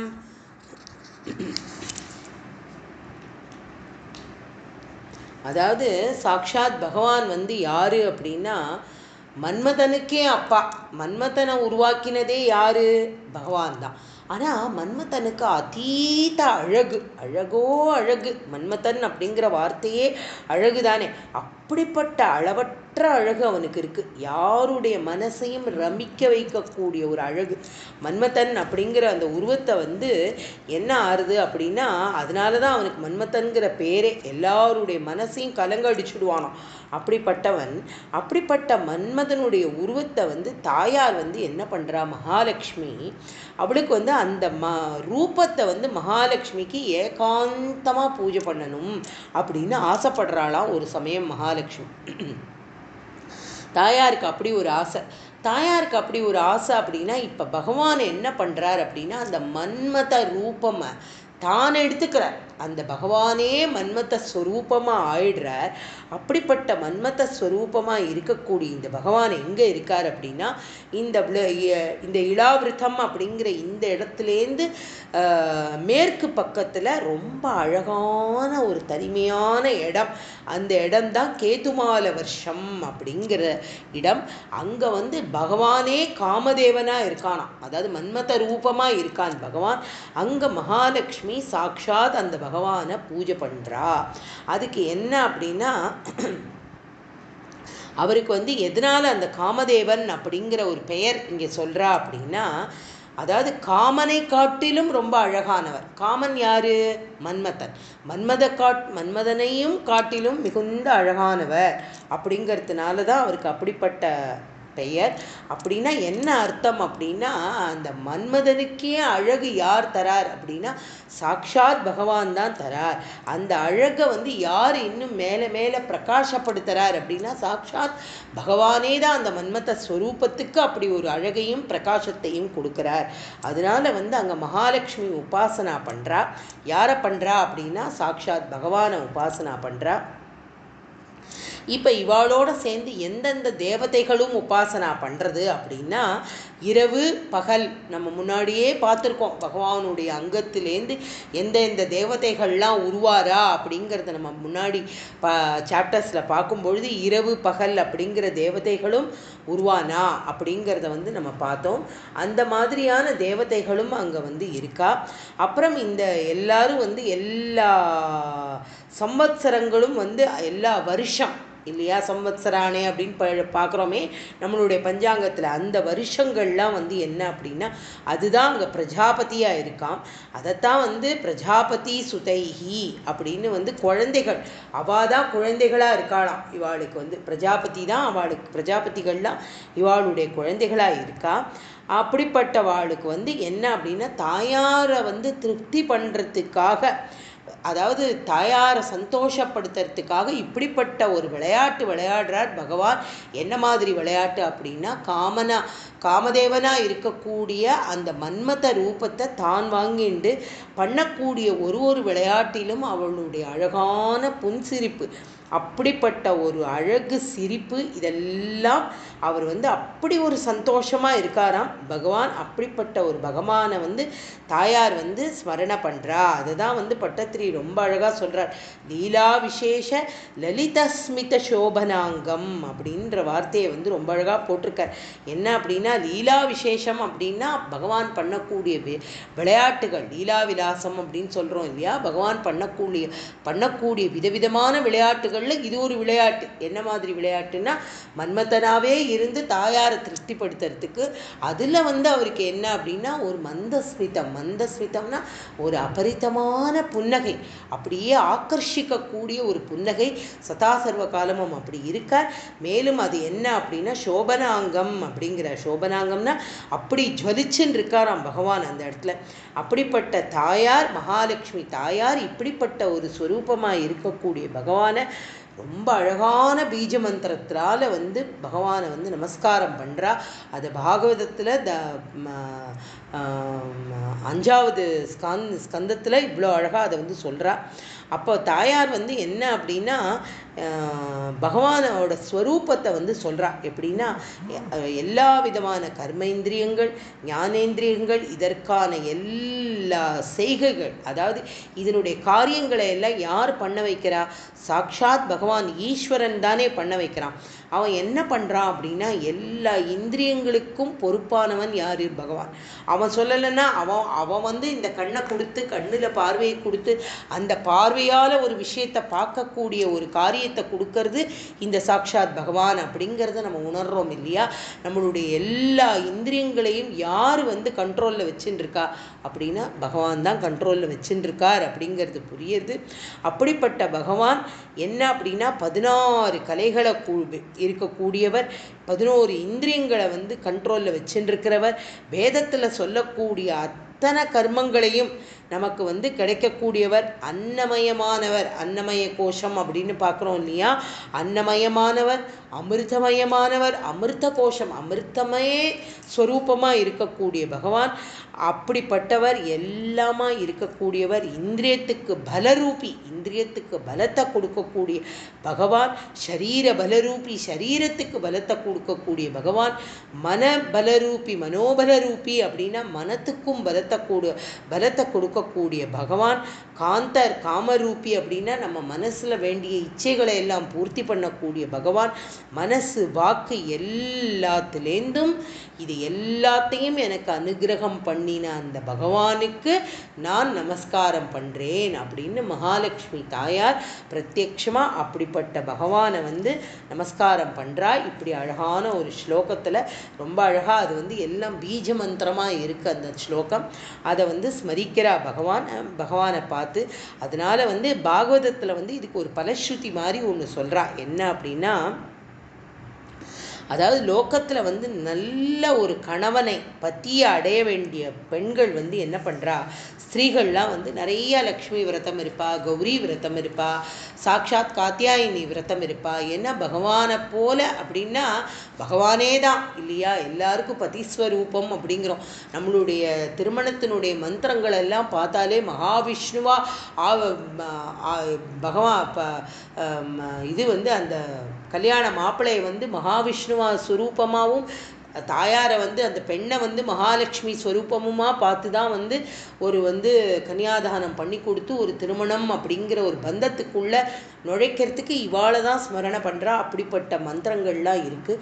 அதனால் வந்து ஒரு நல்ல பத்தியை அடையணும் அப்படிங்கிறவாளுக்கு வந்து இந்த ஸ்லோகம் இந்த இந்த எஸ்பெஷலி இந்த சாப்டரில் இருக்கக்கூடிய இந்த ஸ்லோகத்தை வந்து ஸ்மரணம் பண்ணினா, நாராயணியத்தில் இருக்கிறத வந்து ஸ்மரணம் பண்ணினா, பாகவதத்திலையும் அதே ரெலவெண்ட்டாக இருக்கிற ஸ்லோகத்தை வந்து பாராயணம் பண்ணினா நிச்சயமாக வந்து அந்த குழந்தைகளுக்கு வந்து நல்ல பெண் குழந்தைகளுக்கு நல்ல அருமையான ஒரு பதி கிடைப்பான் அப்படிங்கிறத வந்து ரொம்ப அழகாக வந்து சொல்கிறா. ஒரு பலஸ்ருதி மாதிரியே சொல்கிறா. அதனால் வந்து இது வந்து கலியில் வந்து வேண்டிய பலனை தரக்கூடிய ஸ்லோகமாக இருக்குது அப்படிங்கிறதையும் சொல்கிறா. கேதுமால கண்டத்தில் வந்து காமதேவனா தோன்றின பகவான், சாக்ஷாத் பகவானை வந்து மகாலட்சுமி நமஸ்காரம் பண்ணுறா.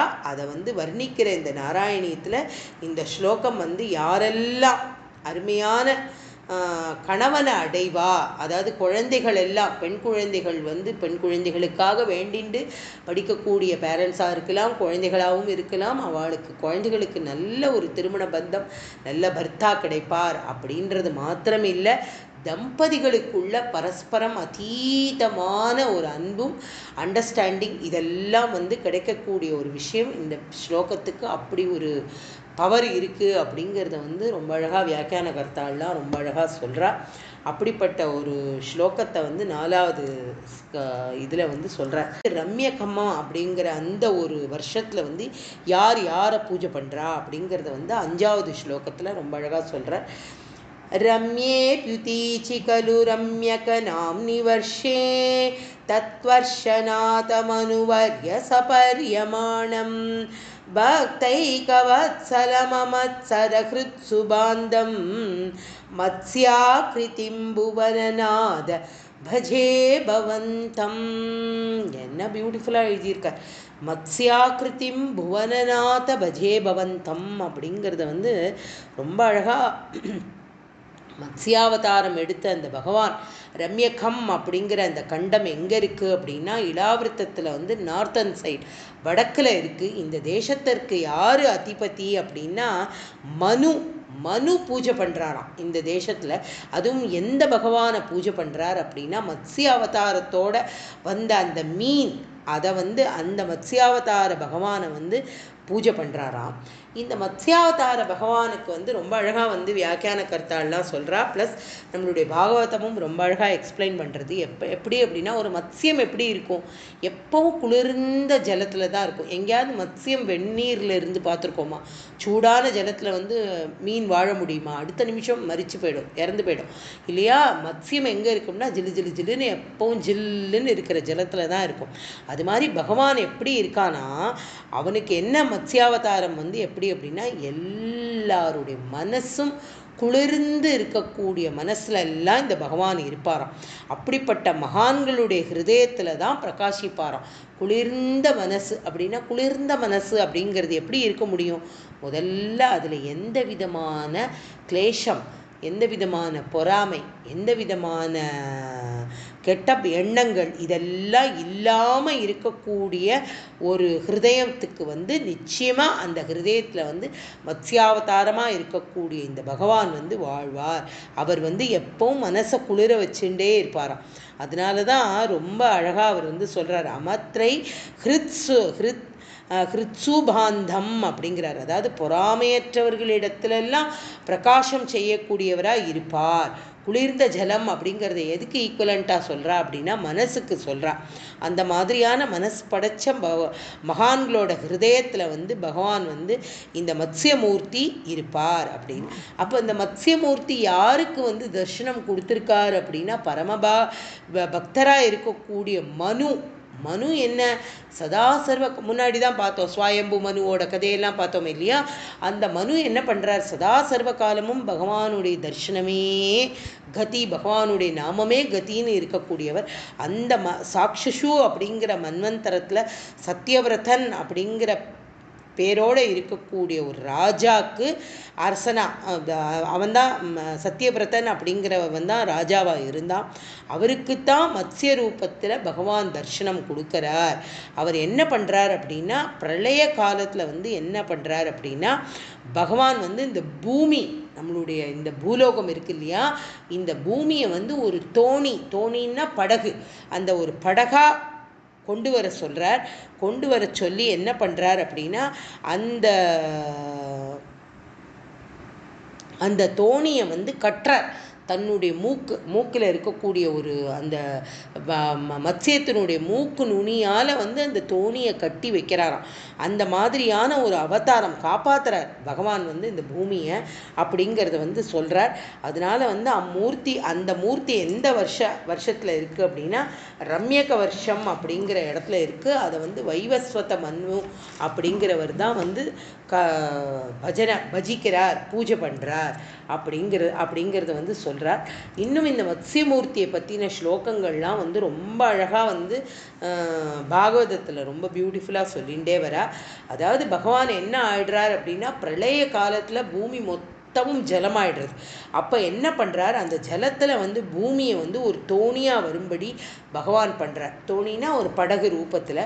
அந்த தோணியில் அடுத்த கல்பத்துக்கான செடி கொடி, அதாவது ஒரு கல்பம் முடிஞ்சு அடுத்த கல்பம் வருது இல்லையா, கல்பம், அந்த வருஷ காலம், அதுக்கு என்ன அப்படின்னா, அடுத்த கல்ப காலத்தில் உற்பத்தி பண்ணணும் இல்லையா, அடுத்தது வளரணுமே, எல்லாம் திரும்ப பிரளயத்திலேருந்து சிருஷ்டி வரணுமே, அந்த சிருஷ்டிக்கான தேவை.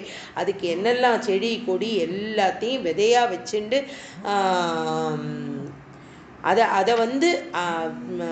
அதை ரட்சிக்கிறதுக்கு சத்யவிரதனை சொல்கிறார். சத்யவிரதனை அதை காப்பாற்றும்படியாக சத்யவிரதனுக்கு தான் மத்ஸ்யமூர்த்தி அவதாரம் பண்ணி காமிக்கிறார். அந்த தன்னுடைய தெத்தி பல்லால் அதை இழுத்துண்டு போகிறார். இந்த பூமி அப்படிங்கிறத ஒரு படகா பண்ணி அதை இழுத்துண்டு போய் காப்பாற்றுறார். அதில் இருக்கக்கூடிய அத்தனை உயிர்களுக்கும் அதிபதியாக இருக்கக்கூடியவர் இந்த மத்ஸ்யமூர்த்தி அப்படிங்கிறவருக்கு நான் நமஸ்காரம் பண்ணுறேன் அப்படின்னு வைவஸ்வத மன்னு இந்த இடத்துல பகவானை நமஸ்காரம் பண்ணுறார். அதனால தான் என்ன அப்படின்னா, புவனநாத அப்படிங்கிற ஒரு வார்த்தையை நம்மளுடைய பட்டத்திரி ரொம்ப அழகாக போட்டிருக்கார். புவனநாத அப்படின்னா என்ன அர்த்தம்னா, முன்னாடி கல்பத்தில் என்ன இருந்தது, ஓஷதி தார்மிகன் இவாளெல்லாம் அந்த மாதிரியான அந்த மன்வந்திர காலத்தில் இருந்த எல்லாத்தையும் ரட்சிச்சுன்னா காப்பாற்றி அதை திரும்ப இந்த அடுத்த கல்பத்துக்கு அதை தயார் பண்ணி கொடுக்கக்கூடிய ஒரு காரியத்தை மத்ஸ்யமூர்த்தி பண்ணினார். அப்படிங்கிறதுனால இந்த புவனத்தையே காப்பாற்றினவர், அதனால அவருக்கு புவனநாத அப்படிங்கிற ஒரு பெயரை ரொம்ப அழகாக சொல்கிறார். அதனால பகவானிடத்தில் என்ன இருக்கணும் அப்படின்னா, அன்பு, அந்த ஒரு குளிர்ந்த ஜலம் போன்ற ஒரு ஹிருதயம் இருக்கக்கூடியவாளை பகவான் ரொம்ப அழகாக அனுகிரகம் பண்ணுவார் அப்படிங்கிறத சொல்கிறார். அதைத்தான் அவர் பக்தைக வத்சலம் அப்படிங்கிற வார்த்தையை சொல்கிறார். அதனால இந்த மத்ஸ்யமூர்த்தியை யார் பஜிக்கிறா, இந்த ரம்யக வர்ணம் அப்படிங்கிற இந்த இடத்துல யார் பகவானை மத்ஸ்யமூர்த்தியை பஜனை பண்ணி பகவானை பூஜை பண்ணுறா அப்படின்னா, வைவஸ்வத மன்னு அப்படிங்கிறவர் பூஜை பண்ணுறார் அப்படிங்கிறத 5வது ஸ்லோகத்தில் ரொம்ப அழகாக சொல்கிறார். இன்னும் 6வது ஸ்லோகத்துலேருந்து மிச்ச வருஷத்தை பற்றியும் சொல்லிட்டு வரப்போகிறார். ஹிரண்யமய வருஷம் யார் பண்ண போகிறா, அதில் எந்த மூர்த்தியை உபாசனா, உத்தரகுரு வருஷத்தில் எந்த மூர்த்தியை உபாசனா பண்ணுறா, இதெல்லாம் பகவானுடைய அவதார ரூபமாக இருக்கக்கூடிய மூர்த்திகள் எல்லாரையும் அந்தந்த வருஷ காலத்தில் யாரெல்லாம் ஸ்மரண பண்ணினா, யாரெல்லாம் உபாசனா பண்ணினா அப்படிங்கிற ஒரு பெரிய தத்துவார்த்தமாக பார்த்தா அது தத்துவார்த்தம்.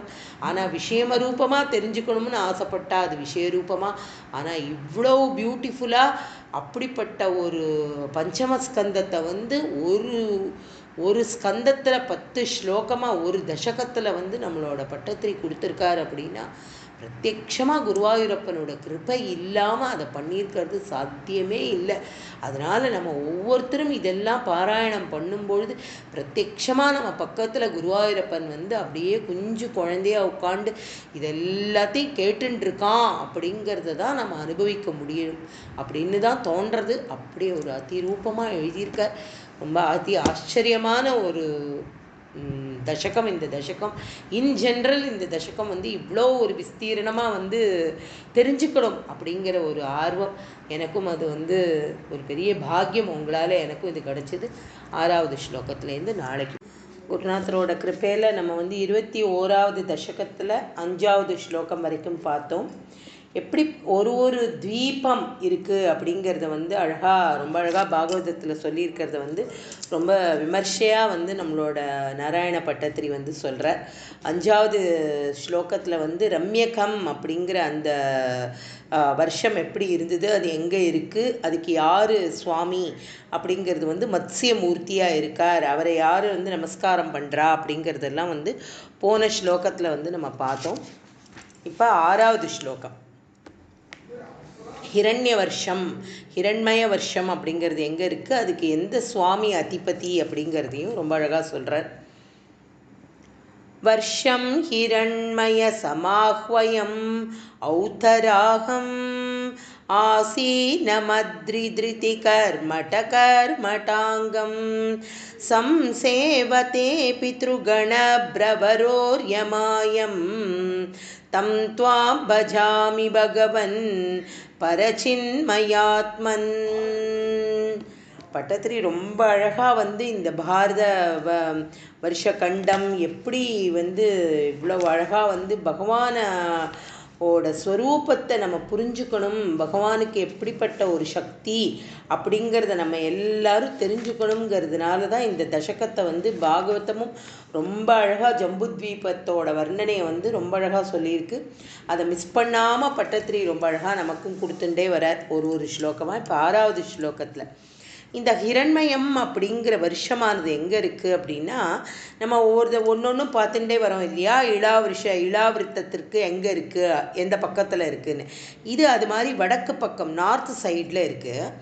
இங்கே இருக்கிற இந்த கூர்ம மூர்த்தி, கூர்மாவதாரமாக பகவான் அவதாரம் பண்ணினார் இல்லையா ஆமையோட உருவத்தில், அந்த மூர்த்தி தான் இங்கே உபாசனா மூர்த்தியாக இருக்குது.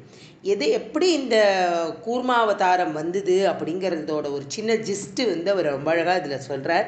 என்ன அப்படின்னா, பகவான் வந்து என்ன பண்ணுறார், பார்க்கடலை கடையறதுக்காக வந்து மந்திர மலை இல்லையா, அவ்வளோ பெரிய மந்திர மேரு மலையை வந்து என்னவா வச்சுக்கிறார் அப்படின்னா, பார்க்கடலை கடையறதுக்காக அதை தான் பெரிய மத்தா வச்சுக்கிறா. வாசுகி அப்படிங்கிற அந்த பாம்பை வந்து கயிறா வச்சுட்டு கடையறா, அதில் இருக்கக்கூடிய அமிர்தத்தை எடுக்கிறதுக்காக. அப்படிப்பட்ட ஒரு பெரிய பார்க்கடல், அதாவது உப்பு கடலை காட்டிலும் பெருசு அப்படிங்கிற அவ்வளோ பெரிய கடலை கடையறா. அப்படி கடையும் பொழுது என்ன ஆகுது அப்படின்னா, அவ்வளவு பெரிய கடலை கடையறதுக்கு அதுக்கு தகுந்த மாதிரியான மத்து, நம்ம தயிர் கடையிற மத்து மாதிரி இருக்கே, அந்த மாதிரி மத்து ரொம்ப பெருசாக வேணும் இல்லையா. அந்த மாதிரி பெரிய மத்து எது அப்படின்னா, மந்தர மலையவே வந்து பகவான் வந்து ஸ்மரிச்சுக்கிறார், நீ வந்து மத்தா இருக்கணும் அப்படின்னு. அதே மாதிரி வாசுகியை வந்து நீ வந்து பாம்பாக இருந்து இந்த மத்தை கடையணும், அந்த மத்தை வந்து பாம்பை வச்சு கட்டி இந்த மத்தால் கடையறா. ஒரு பக்கம் அசுரர்கள்லாம் கடையறா, ஒரு பக்கம் தேவர்கள்லாம் இழுக்க அந்த மந்திர மலை சுற்றி சுற்றி சுற்றி வந்து இந்த பூமியிலேருந்து இந்த பார்க்கடல்லேருந்து வந்து அமிர்தத்தை கொடுக்க போகிறது. அப்படி பண்ணும்பொழுது என்ன ஆறுது அப்படின்னா, இந்த மந்திர மலையை வந்து வெயிட் இல்லையா, பெரிய ஹெவி பாரம், அதோட பாரம் ரொம்ப ஜாஸ்தியாகி அது என்ன ஆகுது, அப்படியே கடலில் மூழ்கிறது. அது மூழ்கினா எப்படி கடைய முடியாது இல்லையா. அப்படி மூழ்கும் பொழுது பகவான் என்ன பண்ணுறார் அப்படின்னா, ஒரு ஆமையோட ரூபத்தை எடுத்துட்டு அப்படியே சல்லுன்னு ஜலத்தில் போய் அடியில் போய் உட்காண்டு அந்த மந்திர மலையை தன்னோட முதுகில் தாங்கிக்கிறார் பகவான். அதுதான் கூர்ம அவதாரம் அப்படி எடுக்கிறார். கூர்ம அவதாரம் எடுத்து உள்ள ஜலத்தில் போய் அந்த மந்திர மலையை தன்னுடைய முதுகில் தாங்கிக்கிறார். பகவான் தன் அவ்வளோ பெரிய ஹெவியான மந்திர மலையை முதுகில் தாங்கின்றதுக்கு அப்புறம் இதை கடைஞ்சி அவள் அமிர்தத்தை எடுக்கிறா. அப்படிப்பட்ட கூர்ம மூர்த்தி இவர் யாருக்கெல்லாம் அதிபதி அப்படின்னா பித்ருக்களுக்கெல்லாம் அதிபதியாக இந்த கூர்ம மூர்த்தி. இந்த பித்ருக்களுக்கெல்லாம் அதிபதியாக இருக்கக்கூடிய இந்த பித்ரு தேவதைகளுக்கெல்லாம் அந்த பித்ரு தேவதைகளுக்கெல்லாம் கூட்டத்துக்கெல்லாம் யார் அதிபதி அப்படின்னா அந்த அரியமா அப்படிங்கிற அவன்தான் தலைவனாம். அரியமா அப்படிங்கிறவர் தான் இந்த பித்ருக்களுக்கெல்லாம் தலைவர். அந்த அரியமா எந்த மூர்த்தியை நமஸ்காரம் பண்ணுறார் அப்படின்னா இந்த கூர்ம மூர்த்தியான சாக்ஷாத் பகவானையே நமஸ்காரம் பண்ணுறார். அப்படிங்கிறத ரொம்ப அழகாக பாகவதத்துலேயும் ரொம்ப அருமையாக அதோட ஸ்லோகத்தை சொல்லியிருக்கா. அப்போ அவர் என்ன அப்படின்னா சுவாமி எப்படி உண்டாரார் அப்படிங்கிறத லோகத்துக்கு புரிய வைக்கிறார். அதாவது என்ன சொல்கிறது பாகவதம் அப்படின்னா ஜராயுஜம் ஸ்வேதஜ மண்டஜோத்பிதம் சராச்சரம் தேவர்ஷி பித்ருபூத மைந்திரியம் தியௌகம் க்ஷிதி ஷைல சரித்சமுத்திர த்வீப கிரகர்ஷேத்திய பிதேய ஏக்கக அப்படிங்கிறார். அதாவது பகவான் எந்தெந்த ரூபத்திலெல்லாம் உண்டாராம் அப்படிங்கிறதுக்கு ஜராயுஜம் அப்படின்னா கர்ப்பப்பையில் பகவான் உருவாருது. ரெண்டாவது ஸ்வேதஜம் அப்படின்னா பகவான் வியர்வை எப்படி நம்ம பிள்ளையாரை எப்படி அப்படியே அந்த வியர்வையிலேருந்து பிடிச்சு வைக்கிறா இல்லையா, ஸோ அப்படியே பிள்ளையார் உருவாயிடுறாரு. அது மாதிரி பகவான் வியர்வையிலேருந்து உண்டாராம். அண்டஜம் அப்படின்னா முட்டையிலேருந்து உண்டாராம். உத்பிதம் அப்படின்னா பூமியை பிளந்துண்டு உண்டாராம். இப்படி அசையிற பொருள், அசையாத பொருள், அப்புறம் தேவர்கள், ரிஷிகள், பித்ருக்கள், பூதங்கள், இந்திரிய கணங்கள் எல்லாருக்கும் அவனே தான் என்னவா இருக்கான், ஆகாசமாக இருக்கான், பூமியாக இருக்கான், மலையாக இருக்கான், நதியாக இருக்கான், கடலாக இருக்கான், பெரிய தீவாக இருக்கான், நவகிரகமாக இருக்கான், நட்சத்திரமாக இருக்கான், சூரியனாக இருக்கான், சந்திரனாக இருக்கான், எல்லாமுமாவே யாராக இருக்கான், சாக்ஷாத் அந்த பகவானாக தானே இருக்கார். அப்படிப்பட்ட பகவானை நான் நமஸ்காரம் பண்ணுறேன் அப்படின்னு இந்த பித்ருக்களுக்கெல்லாம் அதிபதியாக இருக்கக்கூடிய அரியமா அப்படிங்கிற அந்த தலைவன் இந்த கூர்ம அவதார மூர்த்தி பகவானை கூர்மாவதார மூர்த்தியாக இருக்கக்கூடிய இந்த பகவானை நமஸ்காரம் பண்ணுறான். அதனால் இந்த பாகவதத்தில் இருக்கக்கூடிய இந்த ஸ்லோகமாகட்டும், நம்மளுடைய நாராயணியத்தில் இருக்கக்கூடிய இந்த 6வது ஸ்லோகமாகட்டும், இதை யார் ஒருத்தர் நித்தியமாக பாராயணம் பண்ணுறாளோ அவளுக்கு பித்ருதோஷம் அப்படிங்கிறதோ, பித்ருக்கள்னால ஏற்படக்கூடிய சாபம் அப்படிங்கிறதோ இதெல்லாம் இல்லாமல் பித்ருக்கள்னால இவாளுக்கு எல்லாருக்கும் நல்ல அனுகூலம் ஏற்படும். அவளோட பிரசாதம் இவாளுக்கு கண்டிப்பாக கிடைக்கும். அதோட பகவானுடைய பிரசாதமும் கிடைக்கும் அப்படிங்கிறத 7வது ஸ்லோகத்தில் ரொம்ப அழகாக வர்ணனை பண்ணுறார். அடுத்து 8வது ஸ்லோகம். இது உத்தரகுரு அப்படிங்கிற ஒரு வருஷம். அதில் எந்த சுவாமி இருக்கார் அப்படிங்கிறதையும் அழகாக சொல்கிறார் 7வது ஸ்லோகத்தில். கிஞ்சோதரேஷு குருஷு பிரியயாதரண்யா சம்சேவிதோ மஹிதமந்திரனுதி பிரபேதைஹி தம்ஷ்ட்ராக்ரகிருஷ்டகணபிருஷ்ட கரிஷ்டவஷ்மா त्वं पाहि विज्ञनुतयज्ञवराகமூர்த்தேஹே. ரொம்ப அழகாக சொல்கிறார். இங்கே எந்த மூர்த்தியை உபாசனா பண்ண போகிறா? யஜ்ஞவராக மூர்த்தி. நம்ம வராக அவதாரம் பார்த்தோம். அருமையான 2 தசகம் அப்படியே பியூட்டிஃபுல்லாக நம்மளோட பட்டத்திரி அப்படி கொட்டி கொட்டி கொடுத்துருந்தார் அந்த வராக அவதாரத்தில். அப்படிப்பட்ட பகவான் வராக மூர்த்தியாக இருக்கக்கூடிய பகவான் இந்த உத்தர குரு வருஷம் அப்படிங்கிற இளாவிருத்தத்தில் வடக்கில் இருக்கக்கூடிய இதுக்கு இவர் தான் அதிபதியாக வழங்குறார். இங்கே யார் இவரை நமஸ்காரம் பண்ணுறா? இப்போ போன இதில் பார்த்தோம் அரியமாங்கிற அந்த பித்ருக்களுக்கெல்லாம் தலைவனாக இருக்கக்கூடியவன் நமஸ்காரம் பண்ணுறான். இங்கே சாக்ஷாத் பூமாதேவியே இந்த யஜ்ஞவராக மூர்த்தியை நமஸ்காரம் பண்ணுறா அப்படிங்கிறது தான் ரொம்ப அழகாக சொல்கிறார். ஏன் அப்படின்னா இந்த யஜ்ஞத்தில் உபயோகப்படுத்தக்கூடிய அத்தனை விதமான பாத்திரங்கள் நம்ம முன்னாடியே படித்தோம் இல்லையா. பகவானுடைய ஒரு அங்கமும் யஜ்ஞத்துக்கு உபயோகப்படுத்தக்கூடிய பாத்திரங்களாக இருக்குது. அவிஸ் என்ன, அவிஸ் பாத்திரம் என்ன, அதுக்கப்புறம் அந்த நெய்யை எடுத்து விடக்கூடிய அந்த குச்சியாட்டம் இருக்கக்கூடிய அந்த இது என்ன வராகமூர்த்தியோட உடம்புல அப்படின்னு வரிசையாக நம்ம ஃபுல்லாக பார்த்தோம்.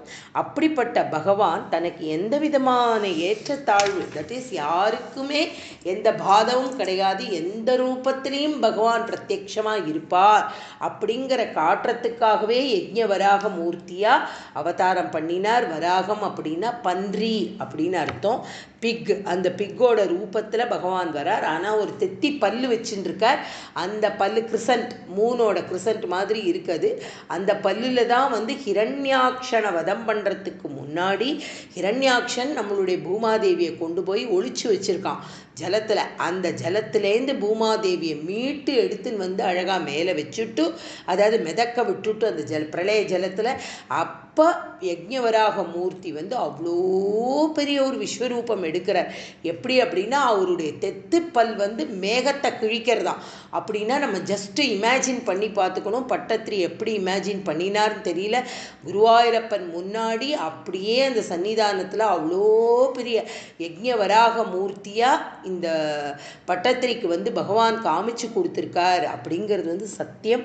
அதை தான் நம்ம இதில் இடத்துல அவர் சொல்கிறார். அவ்வளோ பெரிய யஜ்ஞவராக மூர்த்தியை யார் ஆராதனை பண்ணுறா அப்படின்னா சாக்ஷாத் பூமி தேவியாக இருக்கக்கூடிய மகாலட்சுமி தாயாரே அந்த பகவானை நமஸ்காரம் பண்ணுறாளாம். ஏன் அப்படி நமஸ்காரம் பண்ணுறான்னா தன்னுடைய நன்றியை தெரிவிச்சுக்கிறா. இந்த பூமியை யார் கொண்டு போய் ஒழிச்சு வச்சுருந்தா, ஹிரண்யாக்ஷன் கொண்டு போய் பதுக்கி வச்சுருந்தான் இல்லையா, அவன்கிட்டேந்து ஒரு பெரிய அசுரன் கிட்டேந்து தன்னை மீட்டு எடுத்த ஒரு பெரிய கைங்கரியம் இந்த சுவாமி பண்ணியிருக்கார் யஜ்ஞவராக மூர்த்தி. அதனால அவரை நான் நமஸ்காரம் பண்ணுறேன் அப்படின்னு ரொம்ப அழகாக பூமாதேவியோட ஸ்லோகம் தெரியறது. பிரமத்ய தைத்யம் பிரதிவாரணம் மிருதே யோ மாம் ரசாயா ஜகதாதிசூகர கிருத்வோக்ரதம் ஸ்ரே நிரகாது தன்வத கிரீடன்னிவேப பிரணதாஸ்மி தம் விபும் அப்படின்னு ஜகத்துக்கே யார் காரணமாக இருக்கார் அப்படின்னா இப்படிப்பட்ட ஒரு வராக அவதாரம், பன்றி அவதாரமாக எடுத்த இந்த சாக்ஷாத் பகவானை பூமாதேவி என்ன சொல்கிறார் அப்படின்னா, என்னை ரொம்ப அழகாக இந்த தெத்திப்பல்லோட நுனியில் என்னை அழகாக தாங்கிண்டு அப்படியே பாதாளத்துலேருந்து மேலே கொண்டு கஜம் மாதிரி வெளியில் இளைங்கிறா. யார்? தாயார். கஜம்னா இந்த இடத்துல யானை ஆட்டம் அந்த ஜலத்தை பீறிட்டுண்டு அப்படியே வெளியில் வரார். ஏன்னா யானை அப்படிங்கிறது எந்த சத்ருவையும் கொன்னுடுமா, சத்ருவையும். அதனால் வராகமூர்த்தியை இந்த இடத்துல யானைக்கு ஒப்பமாக சொல்கிறார். அதனால் பூமாதேவி ஜபித்த மந்திரங்கள் என்ன அப்படின்னா மகித மந்திரனு பிரபேதைஹி அப்படின்னு பட்டத்திரி ரொம்ப அழகாக சொல்கிறார். தாயார் ஸ்மரித்த அந்த மந்திரம் பாகவதத்தில் இருக்குது, இப்போ நம்ம பார்த்தோம். அப்படிப்பட்ட அந்த மந்திரத்தை என்ன அப்படின்னா தாயார் நமஸ்காரம் பண்ணுறா. இந்த வராகமூர்த்தியோட உருவம் எவ்வளோ பெருசு அப்படிங்கிறத சொல்கிறா. அதை காட்டுறதுக்காகவே அந்த தன்னோட லோகத்துக்கு தன்னுடைய உருவம் எவ்வளோ பெரியது, அது எத்தனை ஒரு மகத்துவம் வாய்ந்த உருவம் அப்படிங்கிறத லோகத்துக்கு காமிக்கிறதுக்காகவே பகவான் வராகமூர்த்தி என்ன பண்ணுறார் அப்படின்னா பூமிக்கும் ஆகாயத்துக்குமா நிற்கிறார். அவருடைய தெத்திப்பற்கள் அங்கே இருக்கிற மேகத்தை கிழிச்சுண்டு அப்படி தெரியறதான். அந்த மாதிரி ஒரு விஸ்வரூபத்தை காட்டுறார்.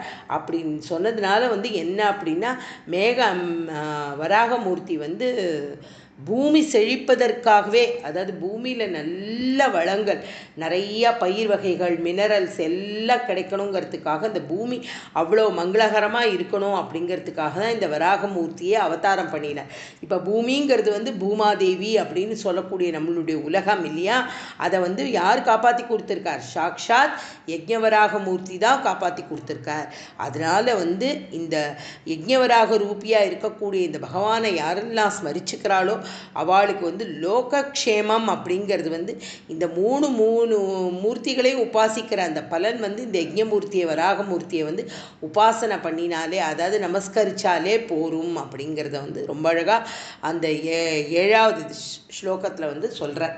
அதனால் 7வது ஸ்லோகத்தில் யார் உத்தரகுரு ஸ்தானத்தில் வந்து வருஷத்தில் எந்த சுவாமி இருக்கார் அப்படின்னா யஜ்ஞவராக மூர்த்தி இருக்கார். அந்த யஜ்ஞவராக மூர்த்தியை யார் ஸ்மரணம் பண்ணுறா அப்படின்னா வந்து சாக்ஷாத் மகாலட்சுமியே ஸ்மரிக்கிறா.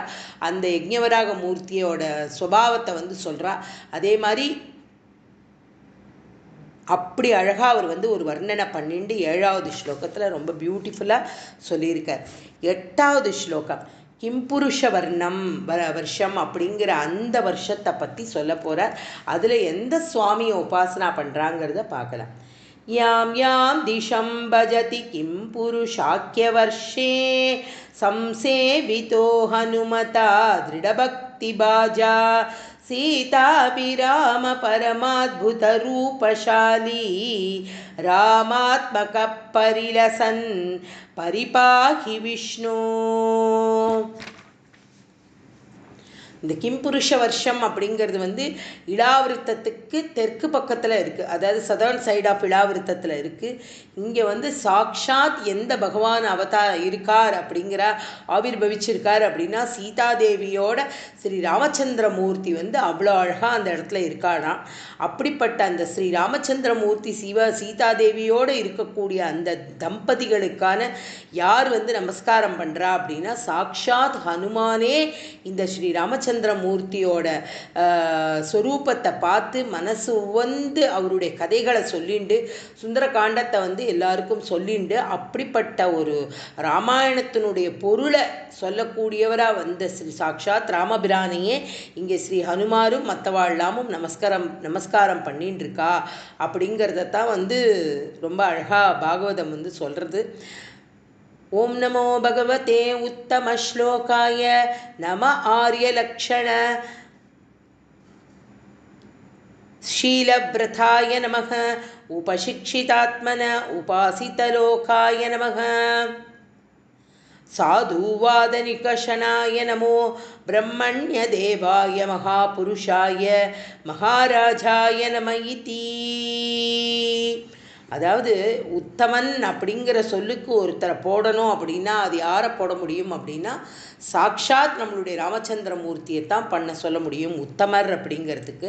அவர் என்ன பண்ணுறார் அப்படின்னா சதா சர்வ காலமும் வந்து அவரை வந்து ஸ்மரணம் பண்ணுறது யார் அப்படின்னா சாக்ஷாத் ஆஞ்சநேய சுவாமி இல்லையா. ராமரையும் சீத்தையும் ஒரு க்ஷணமும் பிரிய மனசு இல்லாமல் அந்த ராம நாமம் ஒன்னே கதி அப்படின்னு வாழக்கூடிய ஒரு பெரிய மகானுபாவர் நம்மளுடைய ஆஞ்சநேய சுவாமி. அவர் வந்து ரொம்ப அழகாக இந்த இந்த இந்த இந்த கிம்புருஷ வருஷத்தில் இருக்கக்கூடிய பகவானா ஸ்ரீ ராமச்சந்திரமூர்த்தியை நமஸ்காரம் பண்ணிட்டு இருக்கார். அவர் எப்படிப்பட்டவராக இருக்கார் ராமச்சந்திரமூர்த்தி அப்படின்னா மனுஷாளுக்கெல்லாம் தர்மத்தை காட்டுறதுக்காகவும், அதாவது ஸ்திரீகளை வந்து என்ன அப்படின்னா ஸ்திரீ சங்கம் அப்படிங்கிறது வந்து கடைசியில் துக்கத்தை தான் கொடுக்கும் அப்படிங்கிறத வந்து புரிய வைக்கிறார். அப்படி புரிய வைக்கிறதுக்கு வந்து ராவணனை வந்து அவனுடைய குணாதிசயங்களை எல்லாம் சொல்கிறார். அப்புறம் அந்த ராவணனையே வதமும் பண்ணறதுக்காக வந்து அதுதான் ராமாவதாரத்தினுடைய பிரத்யக்ஷம் அப்படிங்கிறது வந்து தெரியறது. அதனால் ராமாவதாரமாக இருக்கக்கூடிய பகவான் வந்து என்ன பண்ணுறார் அப்படின்னா தன்னுடைய நாரத தன்னுடைய ஆஞ்சநேய சுவாமி வந்து எப்படி நமஸ்காரம் பண்ணுறார் அப்படிங்கிறதையும் ஸ்திரீ சங்கம் எப்போவுமே துக்கத்தை கொடுக்கும் அப்படிங்கிறது வந்து ரொம்ப அழகாக வந்து சொல்கிறார்.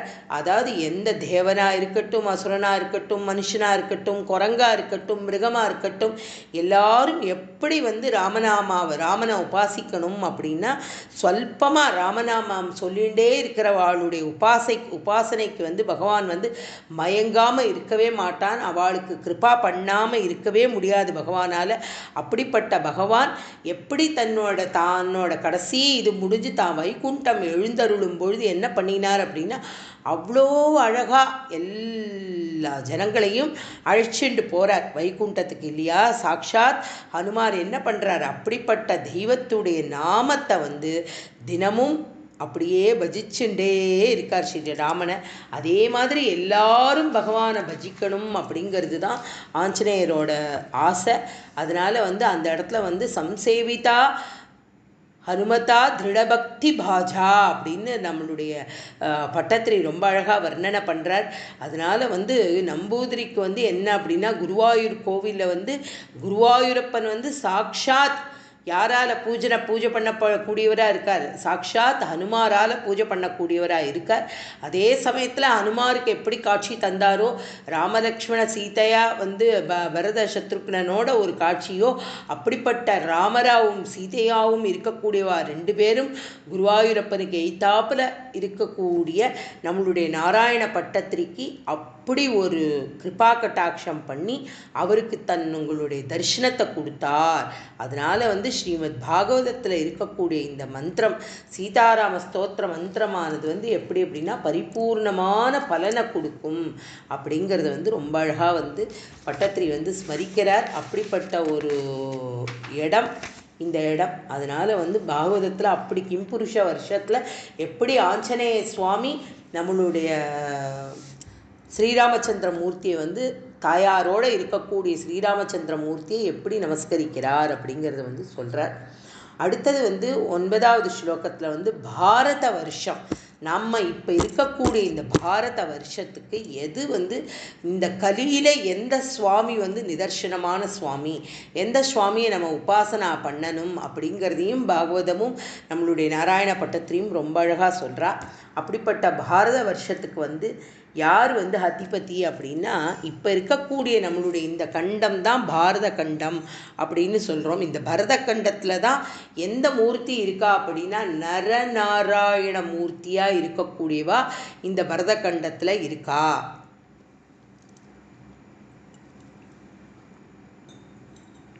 இந்த பரதக்கண்டத்தில் யார் வந்து உபாசனா பண்ணின்னு இருக்கா அப்படின்னா, சாக்ஷாத் நாரத மகரிஷி இந்த மகான்களை வந்து இன்னிக்கும் உபாசிச்சுன்னு இருக்கார். எதனால் அப்படின்னா, இவாளை வந்து யார் அப்படின்னா இந்த இந்த நரநாராயண மூர்த்தியை வந்து சாதாரணமாக ஒரு வந்து பூஜை பண்ணுறதுனாலையோ ஜபம் பண்ணுறதுனாலையோ எல்லாம் வந்து அடைய முடியாது. சாக்ஷாத் பிரம்மச்சரியமும் தபஸும் நம்ம பார்த்தோம் இல்லையா, நரநாராயண அவதாரம்னு ஒரு ஃபுல் சாப்டரே நம்ம பார்த்தோம். அப்படிப்பட்ட பகவானை வந்து எதால் நமஸ்காரம் பண்ணணும் அப்படின்னா, அஷ்டாங்க யோகத்தினாலையும் அங்கே நமக்கு தெரிஞ்ச பலவிதமான ஸ்தோத்திரங்களினாலையும் இந்த பாகவத இந்த நரநாராயண மூர்த்தியை வந்து உபாசனா பண்ண வேண்டியது கடமை அப்படிங்கிறத வந்து நாரத மகரிஷி இப்பவும் நித்தியமும் இந்த பகவானை வந்து ஸ்மரணை பண்ணிகிட்டே இருக்கார் அப்படிங்கிறதான் சத்தியம். இவர் எப்படிப்பட்ட ஸ்வரூபம் அப்படின்னா, பிரணவ ரூபமாக இருக்கார், வைராக்கியம் உள்ளவராக இருக்கார், அகங்காரம் அப்படிங்கிறது துளிப்போலும் இல்லாதவராக இருக்கார். இதெல்லாம் இந்த பாகவத லட்சணத்தை சொல்கிறது. எல்லா ரிஷிகளுக்கும் சிறந்தவராக இருக்கார். நரநாராயண ரூபியா பரமஹம்சர்களாக இருக்கக்கூடிய இவாளுக்கு வந்து பரம குருவாவும் ஆத்மராமாக்களுக்கெல்லாம் அதிபதியுமான ஸ்ரீ பகவானே இந்த இடத்துல வந்து அநேக நமஸ்காரம் அந்த பகவானுக்கு அப்படிங்கிறத தான் வந்து இங்கே வந்து பட்டத்திரி ரொம்ப அழகாக ஸ்மரிச்சுக்கிறார்.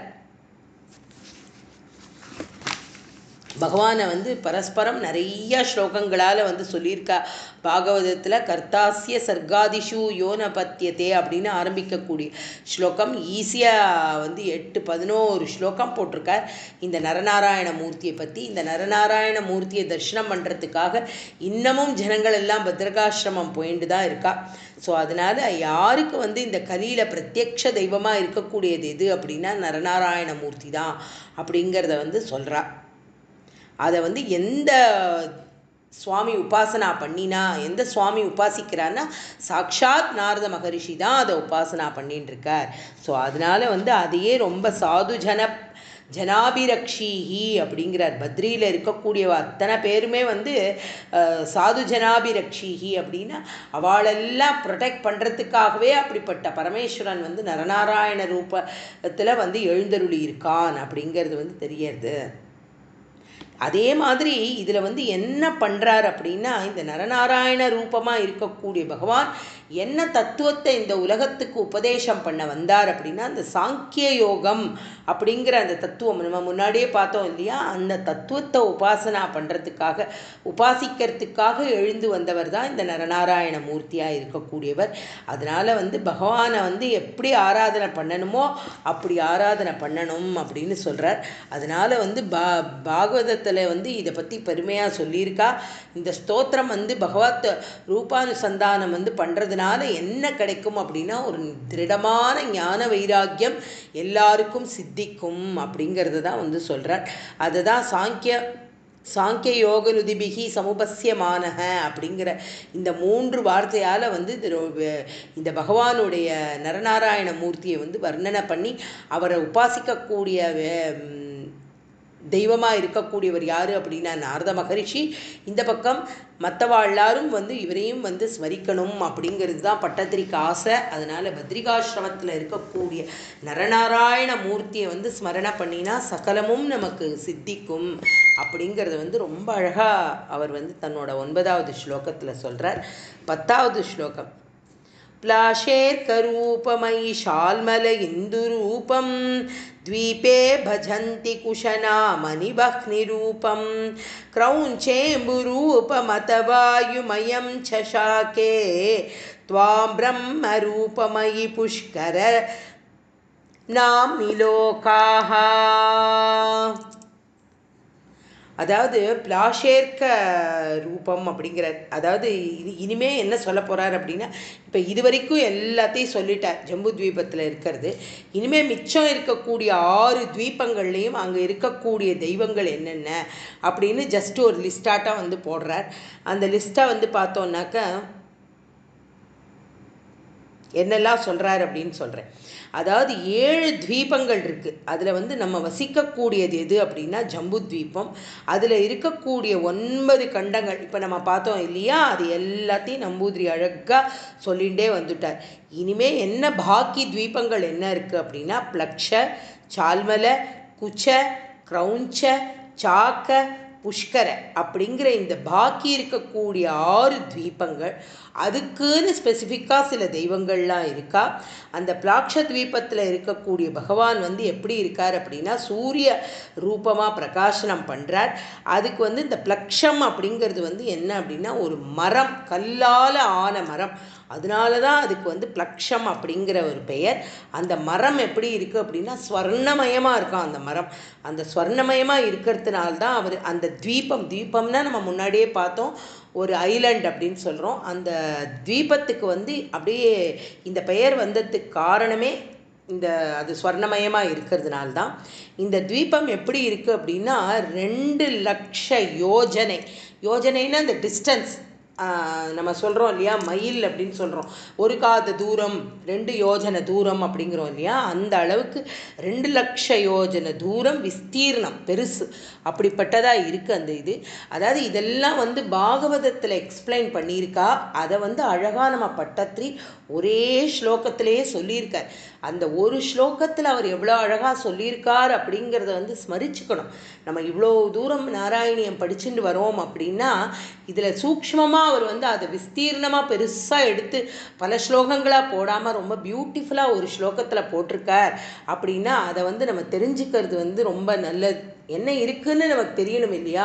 இதெல்லாம் லோகம் அப்படின்னா நம்மளுடைய பரத கண்டம் மாத்திரம் இல்லை, நம்ம பாரத தேசம் மாத்திரம் இல்லை, நம்ம பூமி மாத்திரம் இல்லை, இதுக்கும் மேலே நம்ம எப்படி இதெல்லாம் பார்க்குறோம் இல்லையா, எல்லா மண்டலங்களும் என்ன மாதிரி இருக்குங்கிறத தான் இதெல்லாம் சொல்லிட்டு வருது. அட்லீஸ்ட் ஒரு சின்ன ஜிஸ்டாட்டமாவது இதை தெரிஞ்சுட்டு போயிடலாம். இந்த லட்சத்வீபத்தில் 7 கண்டங்கள் இருக்குது. துருவனோட பெரிய தகப்பனார் யாருன்னு நம்ம பார்த்தோம், பிரியவிரதன். இந்த பேரெல்லாம் நீங்கள் என்ன பண்ணணும் அப்படின்னா இந்த அப்பப்போ நான் 2 ஸ்லோகமாக போட்டுட்டே வரேன் இல்லையா நம்மளுடைய நாராயணியம் இதில் பாஷ்யமாக போடுறோம். நம்ம 2 ஸ்லோகத்துக்கு பாவார்த்தம் இதெல்லாம் எப்போ டைம் கிடைக்கிறதோ அந்தந்த தசகத்தை கேட்கும் பொழுது ஸ்பெசிஃபிக்காக இருக்கக்கூடிய இந்த பெயர்கள் இதெல்லாம் அழகாக ஒரு நோட்டு போட்டு க்ளீனாக எழுதிட்டு வர ஒரு பழக்கத்தை பண்ணிக்க ஆரம்பிச்சிடணும். இனிமேல் ரொம்ப பியூட்டிஃபுல்லாக இருக்குது. இது மிஸ் பண்ணாதீங்க. இதெல்லாம் தெரிஞ்சு வச்சுக்கிறது ரொம்ப அழகு. என்னைக்கானும் எங்கேயானும் நம்மளுடைய குழந்தைகளுக்கோ இல்லை நாமளே நாளைக்கு இன்னொரு இடத்துல பாடம் நடத்தும் பொழுதோ அப்படி நீங்கள் எல்லாரும் இதில் கலந்துக்கிறவா அத்தனை பேரும் கத்துண்டவா நீங்கள் ஒரு 10 பேருக்கு சொல்லி கொடுக்கணும். நீங்கள் ஒரு 10 பேருக்கு இதை பிரவச்சனமாக அழகாக சொல்ல தெரியணும். அந்த அளவுக்கு உங்களை நீங்கள் எல்லாம் தயார் பண்ணிக்கணும். அதுக்காக தான் இதுக்கு இவ்வளோ பெரிய கிரவுண்ட் ஒர்க் பண்ணி குருநாதரோட கிருப்பால பிரத்யட்சமாக குருவாயூரப்பனோட கிருப்பையில் இதை சொல்லறதுக்கு வைக்கிறார் குருவாயூரப்பன். அதனால இதெல்லாம் அழகாக தெரிஞ்சுக்கோங்க, எல்லாத்தையும் நோட் பண்ணிக்கோங்க. இப்போ கேட்கும்பொழுது முடியாது, பின்னாடி நீங்கள் கேட்கும்பொழுது டெய்லி 2 ஸ்லோகத்துக்கு பண்ணிட்டு வரோம். ஸோ அதை மிஸ் பண்ணாமல் கேளுங்கோ. அந்த 2 ஸ்லோகத்துக்கு என்ன ஜிஸ்டோ அதை அழகாக எழுதிக்கிறதுக்கு பழகிக்கோங்க. அப்படி பழகினேன்னா உங்களுக்கு ரொம்ப ஆசையாக இருக்கும் மேலே மேலே பண்ணிகிட்டே போகிறச்ச. அந்த மாதிரி இப்போ என்ன அப்படின்னா நம்ம முன்னாடியே துருவனோட சரித்திரம் பார்த்தோம். துருவனுடைய பெரிய தகப்பனார் யார்? தாத்தா பிரியவிரதன் அப்படிங்கிறத பார்த்தோம். அவருக்கு எத்தனை குழந்தைகள் இருந்தால்? 7 குமாரர்கள் இருந்தால் இல்லையா?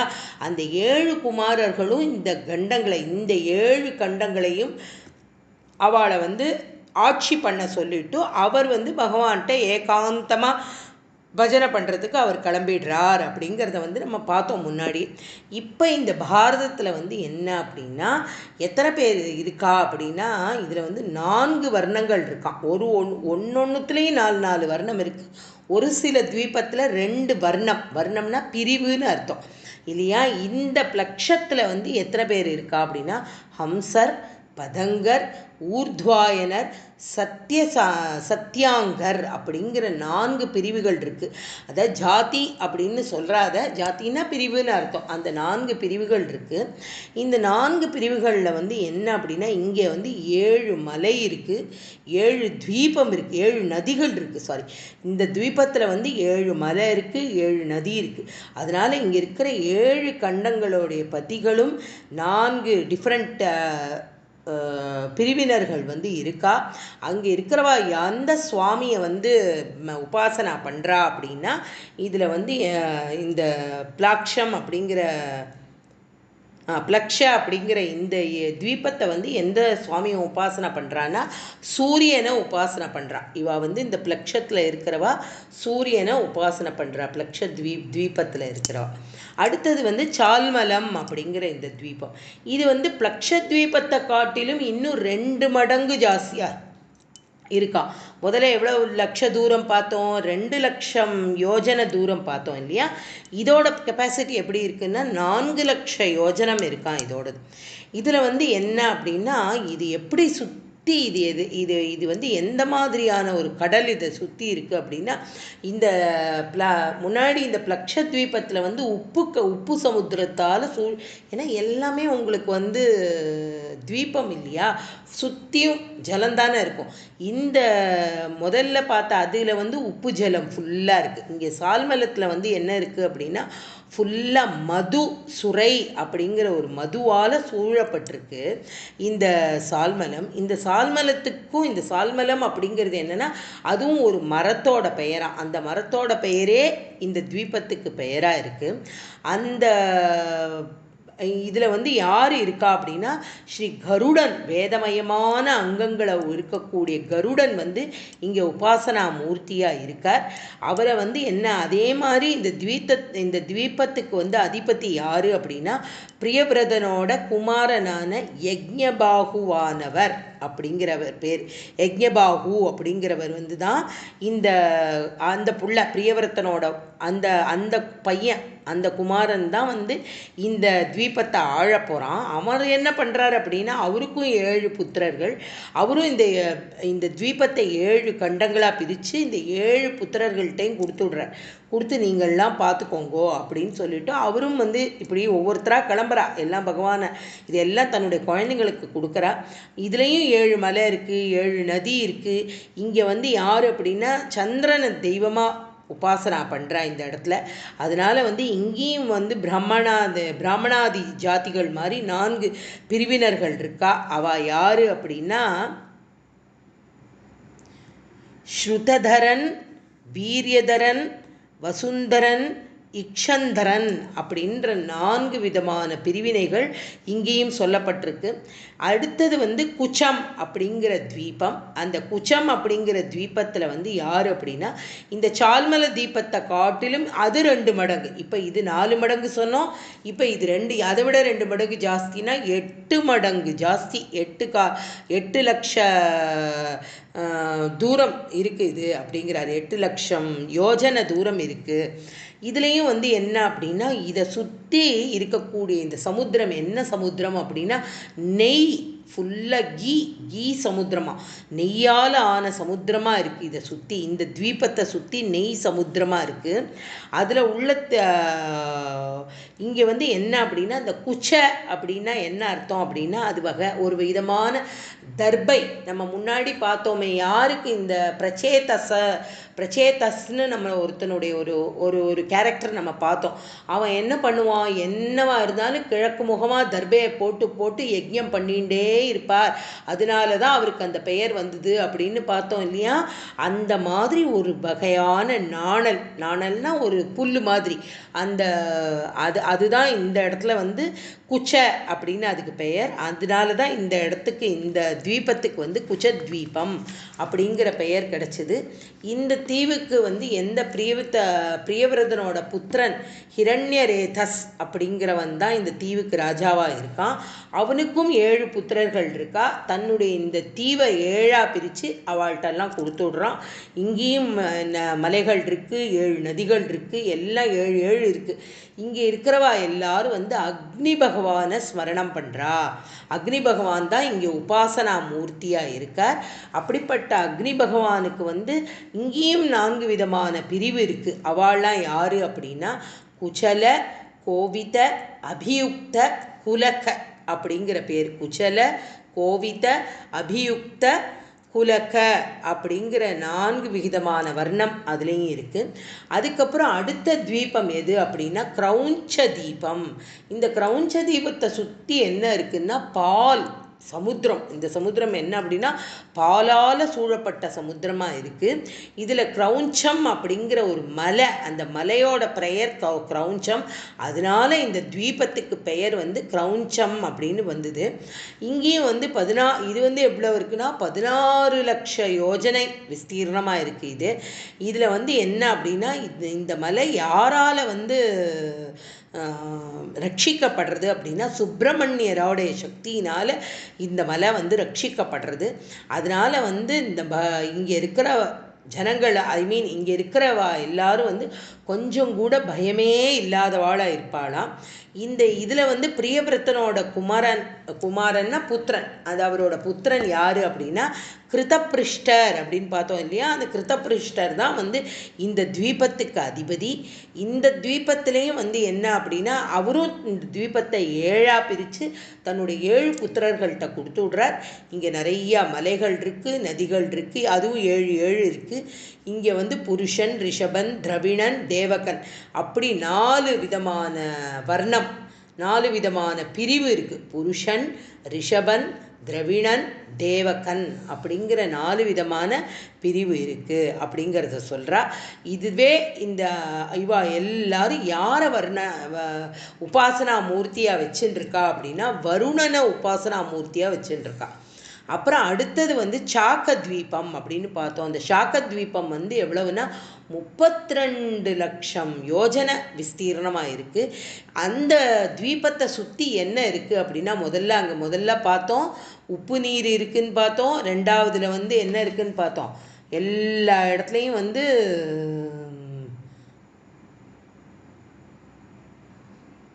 ஒரே ஒரு நிமிஷம்,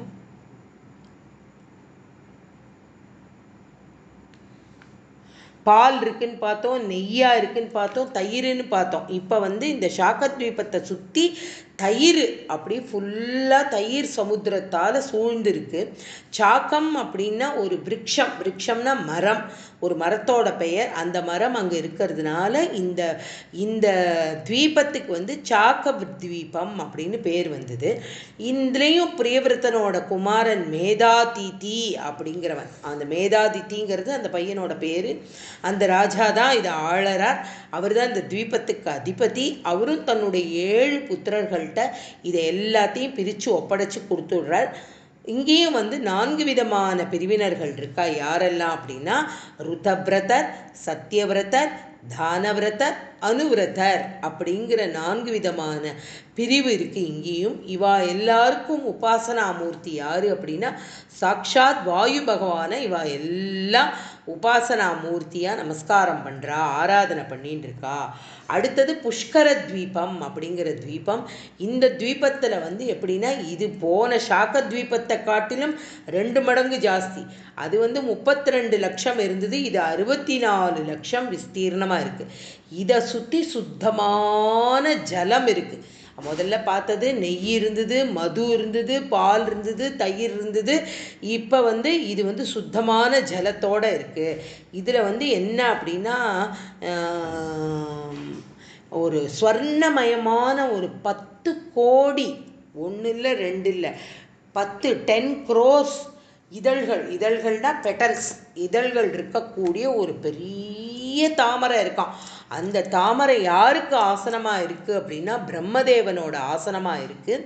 அந்த துவீபத்தில் வந்து என்ன அப்படின்னா மானசோத்தரம் அப்படிங்கிற ஒரு மலை இருக்குது அந்த துவீபத்தோட நடுவில். அதனுடைய 4 பக்கமும் யார் இருக்கா அப்படின்னா இந்திரன், லோகபாலர்கள், அவளுடைய பட்டணம்னா அவளுடைய வீடு மாதிரி இருக்கக்கூடிய அரண்மனைகள்லாம் இருக்கான். பிரியவிரதனாவுடைய புத்திரன் வீதிகோத்தர் அப்படிங்கிற வீதிகோத்திரர் அப்படிங்கிறவர் தான் இந்த துவீபத்துக்கு அதிபதியாக இருக்கார். இங்கே வந்து அவருக்கு வந்து மொத்தம் 2 குழந்தைகள் தான். பாக்கி எல்லாருக்கும் 7 பசங்கன்னு பார்த்தோம். இங்கே இவருக்கு 2 தான். ரமணகன், தாத்தகி அப்படிங்கிற 2 புத்திரர்கள் இருக்கா. அவாக்கிட்ட இதை எல்லாத்தையும் வீதிகோத்திரர் வந்து ஒப்படைச்சுட்டு அவரும் பிரம்மதேவ ஸ்வரூபியாக இருக்கக்கூடிய இந்த பகவானை ஆராதனை பண்ணின்னு இருக்கார், ஆராதனை பண்ணுறார். இந்த மாதிரி பாகவதத்தில் வந்து 6 துவீபங்களையும் அந்தந்த வருஷ பத்திகளையும் யாரெல்லாம் அதை ஆராதனை பண்ணுறா, எந்த தெய்வத்தை ஆராதனை பண்ணுறா அப்படிங்கிறத வந்து ரொம்ப அழகாக விஸ்தீரணமாக பாகவதம் சொல்லிகிட்டே வருது. அதனுடைய ஒரு சாரமாக இதை வந்து நம்மளுடைய பட்டத்திரி இந்த ஸ்லோகத்தை 10வது ஸ்லோகத்தை இந்த அத்தனை துவீபங்களை 6 துவீபங்களுடைய 7 துவீபங்களுடைய வர்ணனையும் ரொம்ப அழகாக வந்து அவர் சொல்கிறார். அதே மாதிரி இப்போ அடுத்த ஸ்லோகத்தில் வந்து பகவான் வந்து சிம்சுமாரம் அப்படிங்கிற ஒரு உருவத்தை எடுத்துக்கிறான். எப்படி வந்து ஒரு ஆமையாக ஒரு உருவம் எடுத்துட்டாரோ, பன்றியாக ஒரு உருவம் எடுத்துட்டாரோ, மத்சியமாக ஒரு உருவம் எடுத்துட்டாரோ, சிம்சுமாரம் அப்படிங்கிற ஒரு உருவத்தையும் எடுத்துட்டு அந்த உருவத்துக்கு என்ன ஒரு பெருமை அப்படிங்கிறத வந்து ரொம்ப அழகாக வந்து பட்டத்திரி வந்து சொல்கிறார். அந்த ஸ்லோகம் என்னன்னு பார்க்கலாம். 11வது ஸ்லோகம். சர்வை த்ரிவாதிபிஹி உடு பிரகரைர் கிரகைச்ச புச்சாதிகேஷு அவயவேஷு அபி கல்ப்யமானைஹி त्वं शिंशुमारवपुषा महतामुपास्यः सञ्च्यासुरुन्दिनरकं मम सिन्धुषायिन्. இந்த சிம்சுமாரம் அப்படிங்கிறது வந்து ஜலத்தில் சஞ்சரிக்கக்கூடிய ஒரு ஜந்து, அதாவது ஒரு முதலைன்னு கூட சொல்லலாம் அதை அப்படின்னு சொல்கிறா. முதலை மாதிரி இருக்குங்கிறா. இந்த சிம்சுமாரம் வந்து எப்படி அப்படின்னா பகவான் பல அவதாரம் எடுத்தார் இல்லையா, அதே மாதிரி இந்த சிம்சுமார ஜந்து ரூபம் வந்து இந்த ரூபம் வந்து ஜலத்தில் இருக்கக்கூடியதாக ஒரு அவதாரம் எடுக்கிறார். இது வந்து ஆகாயத்திலையும் இருக்கான். அது வந்து என்ன பண்ணுறது அப்படின்னா அதோட ஒவ்வொரு அவயங்கள்னா பார்ட்ஸ் ஆஃப் த பாடி வந்து எதுவாக இருக்குது அப்படின்னா சூரியன், கிரகங்கள், நட்சத்திரங்கள், சந்திரன், இதெல்லாம் அதில் இருக்குது. இந்த மூர்த்தியை பற்றி பெருசாக விஸ்தீர்ணமாக என்ன சொல்கிறது அப்படின்னா வேதத்தில் இந்த மூர்த்தியை சிம்சுமார மூர்த்தியை பற்றி வேதம் ரொம்ப அழகாக எடுத்து சொல்கிறதாம் நிறைய ஸ்லோகங்களில். இப்போ வந்து இது என்ன அப்படின்னா இது மெயினாக இந்த சிம்சுமாரத்தை பற்றி எங்கே சொல்கிறா அப்படின்னா, ஜென்ஸுக்கெல்லாம் நல்லா தெரிஞ்சிருக்கும். அவளுடைய சந்தியாவந்தனம் காலத்தில் இந்த நாமத்தை அவள் எல்லாம் ஜபிக்கிறா. இந்த நாமத்தை ஜபிக்கிறதுனால என்ன பலன் அப்படின்னா, நாராயணியத்திலையும் சொல்கிறார், நம்மளுடைய பாகவதத்திலையும் சொல்கிறார், ருந்தி நரகம் அப்படிங்கிறார். அதாவது நரகத்துக்கே போக மாட்டாளாம். சந்தியாவந்தன காலத்தில் சந்தியாவந்தன மந்திரங்களுக்கு அப்புறமா இந்த சிம்சுமாரத்தினுடைய மந்திரத்தை சொல்லக்கூடியது உண்டு. அதாவது நமோ ஜோதிர்லோகாய காலாய நயானிமிஷாம் பதையே மகாபுருஷாயாபி தீமகி அப்படின்னு அந்த ஸ்லோகத்தை சொல்கிறா. அப்படி சொல்லக்கூடிய இந்த ஸ்லோகம் என்ன பண்ணும் அப்படின்னா, நரகம் அப்படிங்கிற ஒரு இடத்துக்கு நம்மளை அழைச்சுட்டே போகாது, அதிலிருந்து நம்ம காப்பாற்றப்படுவோம் அப்படிங்கிறத சொல்லிக்கிறா. நவகிரகங்களாக இருக்கக்கூடிய அஸ்வினி நட்சத்திரங்கள், பல அதர் நட்சத்திரங்கள் எல்லாம் இங்கே தேவதைகளாக இருக்கான். 3 காலம், அதாவது இந்த மந்திரத்தை சிம்சுமாரம் அப்படிங்கிற இந்த ஜலத்தில் இருக்கக்கூடிய இந்த ஒரு ஜந்து, அதை அப்படி ஜந்துவா அவதாரம் பண்ணின அந்த பகவான் ஸ்மரிச்சுண்டா 3 காலத்திலையும் பண்ணக்கூடிய அந்த பாப்பம், ஏதேனும் பாப்பம் பண்ணினா அதை அந்த க்ஷணமே நிவர்த்தி பண்ணக்கூடிய அந்த சீக்கிரமே அந்த க்ஷணமே நசிஞ்சு போயிடுமா அந்த பாவம். அதனால் அப்படிப்பட்ட ஒரு பவர்ஃபுல்லான மந்திரம் அப்படிங்கிறதுனால தான் அது நரகத்துக்கு கூட நம்மளை அழைச்சின்னு போகாது. ஆனால் பெரிய வியாக்கியானகர்கள்லாம் என்ன சொல்கிறா அப்படின்னா, இந்த இடத்துல நரக்கம் அப்படிங்கிறது எதை குறிக்கிறது அப்படின்னா, ரோகம், நம்மளுடைய வியாதி. இந்த இடத்துல குருவாயூரப்பனை வேண்டின்ட்டு பட்டத்திரி என்ன தன்னுடைய வியாதியை வியாஜமாக வச்சு தானே எழுதுறாரு இல்லையா. நரகத்தை விட மோசமாக இருக்கு அவருக்கு இந்த வியாதி. அதனால இந்த வியாதியிலேருந்து என்னை காப்பாற்றணும் அப்படின்னு சொல்லி அவர் வேண்டிக்கிறார். அதே தான் பூபிரபத்தியே புவப்பிரபத்தியே அப்படிங்கிற ஒரு மந்திரமாக தான், தேவ மந்திரம் அது. அதுதான் மகான்கள்லாம் சந்தியா காலத்தில் சிம்சுமார மூர்த்தியை நமஸ்காரம் பண்ணி வேண்டின்னு சொல்லக்கூடிய மந்திரமா. அதுதான் அப்படிதான் ஆரம்பிக்கிறது இந்த மந்திரம். பூஹு பிரபத்தியே புவக பிரபத்தியே அப்படின்னு ஆரம்பிக்கிறது. இந்த மந்திரத்தை ஸ்ரத்தையா ஒரு குருவோட அனுகிரகத்தோட ஒரு குரு மூலமாக இந்த மந்திரத்தை எடுத்துட்டு சிம்சுமார மகாமூர்த்தியை ஜபிச்சா அவளுக்கு நரகம் ரோகம் இதிலிருந்து நிவர்த்தி அப்படிங்கிறது ரொம்ப அழகாக 11வது ஸ்லோகத்தில் சொல்கிறார். இன்னும் பாதாளத்தில் அடிபாகத்தில் இருக்கக்கூடிய பரமபுருஷனான ஆதிசேஷனை எப்படி நமஸ்கரிக்கணும் அப்படிங்கிறத தன்னுடைய 12வது ஸ்லோகத்தில் சொல்கிறார். பாதாளமூலபுவிசேஷதனும் பவந்தம் लोलैककुण्डलविराजिसहस्रशीर्षं नीलाम्बरं धृतहलं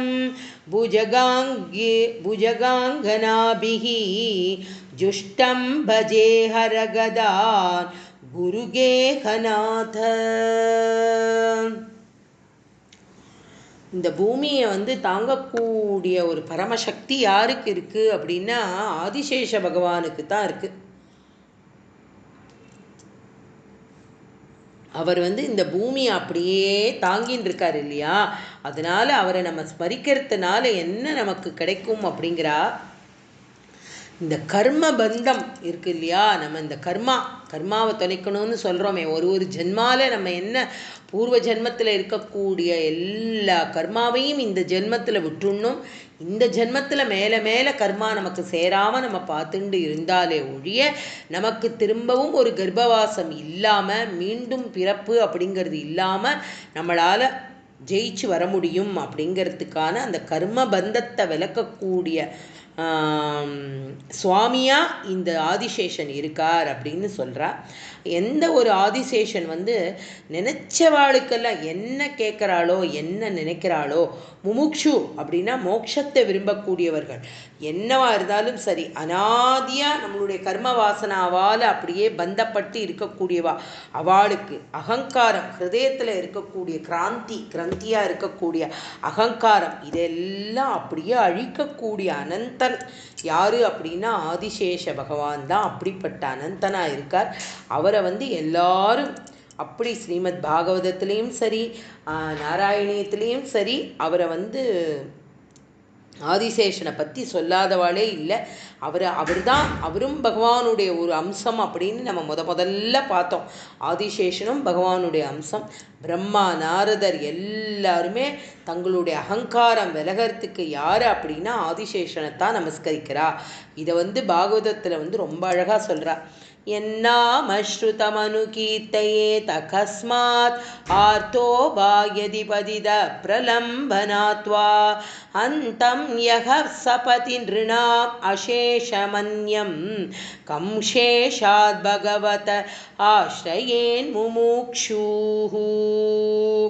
அதாவது யாரெல்லாம் துக்கத்தோடு இருக்கானோ, யார் அதீதமான ஒரு பாப்பியோ, இல்லை அடுத்தவாளை பரிகாசம் பண்ணணும், எப்பவும் பண்ணிகிட்டே இருக்கணும் அப்படிங்கிற ஒரு எண்ணத்தை வச்சுன்னு இருக்கணவனோ, இவனெல்லாம் ஆதிசேஷனுடைய நாமாவை எதிர்ச்சையாக, அதாவது பை டிஃபால்ட் சொல்லக்கூடாது, பை சான்ஸ் தெரியாமல் கூட அவன் ஜபிச்சிருந்தான இருந்தால் அவனுக்கு சகல பாப்பங்களையும் போக்கக்கூடிய ஒரு அனுகிரகத்தை அவர் பண்ணுவார். அப்படிப்பட்ட ஆதிசேஷனை தவிர்த்து முமுக்ஷுவானவன் அப்படின்னா மோட்சத்தை விரும்பக்கூடியவன் வேற யாரை சரணம் பண்ண முடியும்? அவரைத்தான் சரணம் பண்ண முடியும். ஏன்னா பிரம்மா, நாரதர் முதலானவர் அத்தனை பேரும் இந்த ஆதிசேஷனை அழகாக உபாசனம் பண்ணுறா. ஸோ அதனால் சமுத்திரம் மாதிரி ஒரு பெரிய கடல் இந்த பாகவதம். அந்த கடலான பாகவதத்திலேருந்து ரத்தனம் மாதிரி பொறுக்கி பொறுக்கி பொறுக்கி உள்ள விஷயங்களெல்லாம் எடுத்து செலக்ட் பண்ணி நாராயணியமாக நமக்கு அப்படி கொடுத்துருக்கார் நம்மளுடைய பட்டத்திரி. அதில் எப்படியெல்லாம் நம்ம அனுபவிக்கணுமோ அப்படி அனுபவிக்கணும் இந்த விஷயத்தை. பாதாள லோகத்தில் ஆதிசேஷன் இந்த பூமியை தாங்கிண்டு இருக்கார். அவர் எப்படி இருக்கார் அப்படின்னா, அவரை சுற்றி இருக்கக்கூடிய நாகக்கன்னிகைகள் எல்லாம் ஆதிசேஷனை பஜனை பண்ணுறா, பூஜை பண்ணுறா. அவருக்கு 1000 தலை இருக்குது. ஒரு பெரிய குண்டலம் போட்டுருக்கார். பட்டையா, நீலப்பட்டைன்னா பட்டாடை, அதாவது நீலத்தில் பட்டு தரிச்சுன்னு இருக்கார், நீலப்பட்டு கட்டின்னு இருக்கார். அப்படிப்பட்ட ஆதிசேஷன் பகவானுடைய அம்சம். அப்படிப்பட்ட பகவானுடைய அம்சமாக இருக்கக்கூடிய ஆதிசேஷனை யாரெல்லாம் பஜிக்கிறாளோ அவளுக்கு அத்தனை பேரையும் என்ன சொல்கிறார் அப்படின்னா, அந்த பிரத்யட்சமாக இந்த ஆதிசேஷனுக்கு நம்ம கண்ணு முன்னாடி கொண்டு நிறுத்துறார் நம்மளுடைய பட்டத்திரி. அவர் என்ன சொல்கிறார் அப்படின்னா, சகல ரோகங்களையும் எங்ககிட்டேருந்து நிவர்த்தி பண்ணணும்ப்பா கதானஹர அப்படிங்கிறார். எல்லாத்தையும் பொதுவாக சொல்லிடுறார். எல்லா ரோகத்தையும் எங்கள்கிட்டேருந்து எடுத்துடுப்பா கதானஹர. அதனால் லோகத்திலேயே ரோகம் அப்படிங்கிற ஒரு விஷயம் இருக்கக்கூடாது. இன்றைய காலகட்டத்துக்கு இப்போ அது ரொம்ப ரொம்ப ரொம்ப ரொம்ப முக்கியம். அதனால் நித்திய நாராயணியம் பண்ணுறவாளாக இருந்தாலும் சரி, நித்தியமாக நாராயணியத்தினுடைய ஒரு கிரந்தத்தை வாசிக்கணும், ஒரு தசகத்தையாவது பாராயணம் பண்ணணும் அப்படிங்கிறத ஒரு நிமித்தமாக வச்சுக்கணும். அதை விடக்கூடாது. இவ்வளவு கத்துன்றதுனால எல்லாரும் நித்தியமாக நாராயணியம் வாசிக்கணும், பிராராயணம் பண்ணணும் அப்படின்னு வச்சுக்கணும். அது ஒன்று தான் இந்த லோகத்தில் இருக்கக்கூடிய ரோகத்தை அப்படியே அழிக்கும் அப்படிங்கிறது பிரத்யக்ஷமாக சொல்லியிருக்கார். அப்படிப்பட்ட ஒரு ஜம்புத்வீபம் ஆரம்பித்து பல தீப வர்ணனைகளை எல்லாத்தையும் எப்படி பாகவதம் தன்னுடைய 5வது ஸ்கந்தத்தில் சொன்னதோ அது எல்லாத்தையும் ஒரே ஒரு தசகத்தில் 21வது தசகத்தில் 12 ஸ்லோகத்தில் பட்டத்திரி ரொம்ப அழகாக வித்தரணையாக அழகாக சொல்லியிருக்கார். ரொம்ப அருமையான ஒரு சாப்டர் இது. எனக்கும் இத்தனை நாளாக இதை பற்றி அவ்வளவு தெரியாது. ஸோ ரொம்ப படிக்க ஆனந்தமாக இருந்தது. உங்கள் எல்லாரோட பிளஸ்ஸிங்கில் இப்படிப்பட்ட ஒரு அழகான ஒரு சாப்டரை நமக்கு ஸ்மரிக்கக்கூடிய ஒரு பாக்கியம் நமக்கு கிடச்சிது. அடுத்து உள்ளது ஒரு அடுத்த அருமையான ஒரு சாப்டர். அது எல்லாமே அருமைதான், எல்லாமே ரத்னம்தான். நாராயணியத்தில் அஜாமிழனோட சரித்திரம், அந்த சரித்திரத்தை அப்புறம் பின்னாடி அடுத்த கிளாஸ்களில் பார்க்கலாம். गोपिका जीवनस्मरणं गोविन्द गोविन्द। सद्गुरुनाथ महाराज की जय।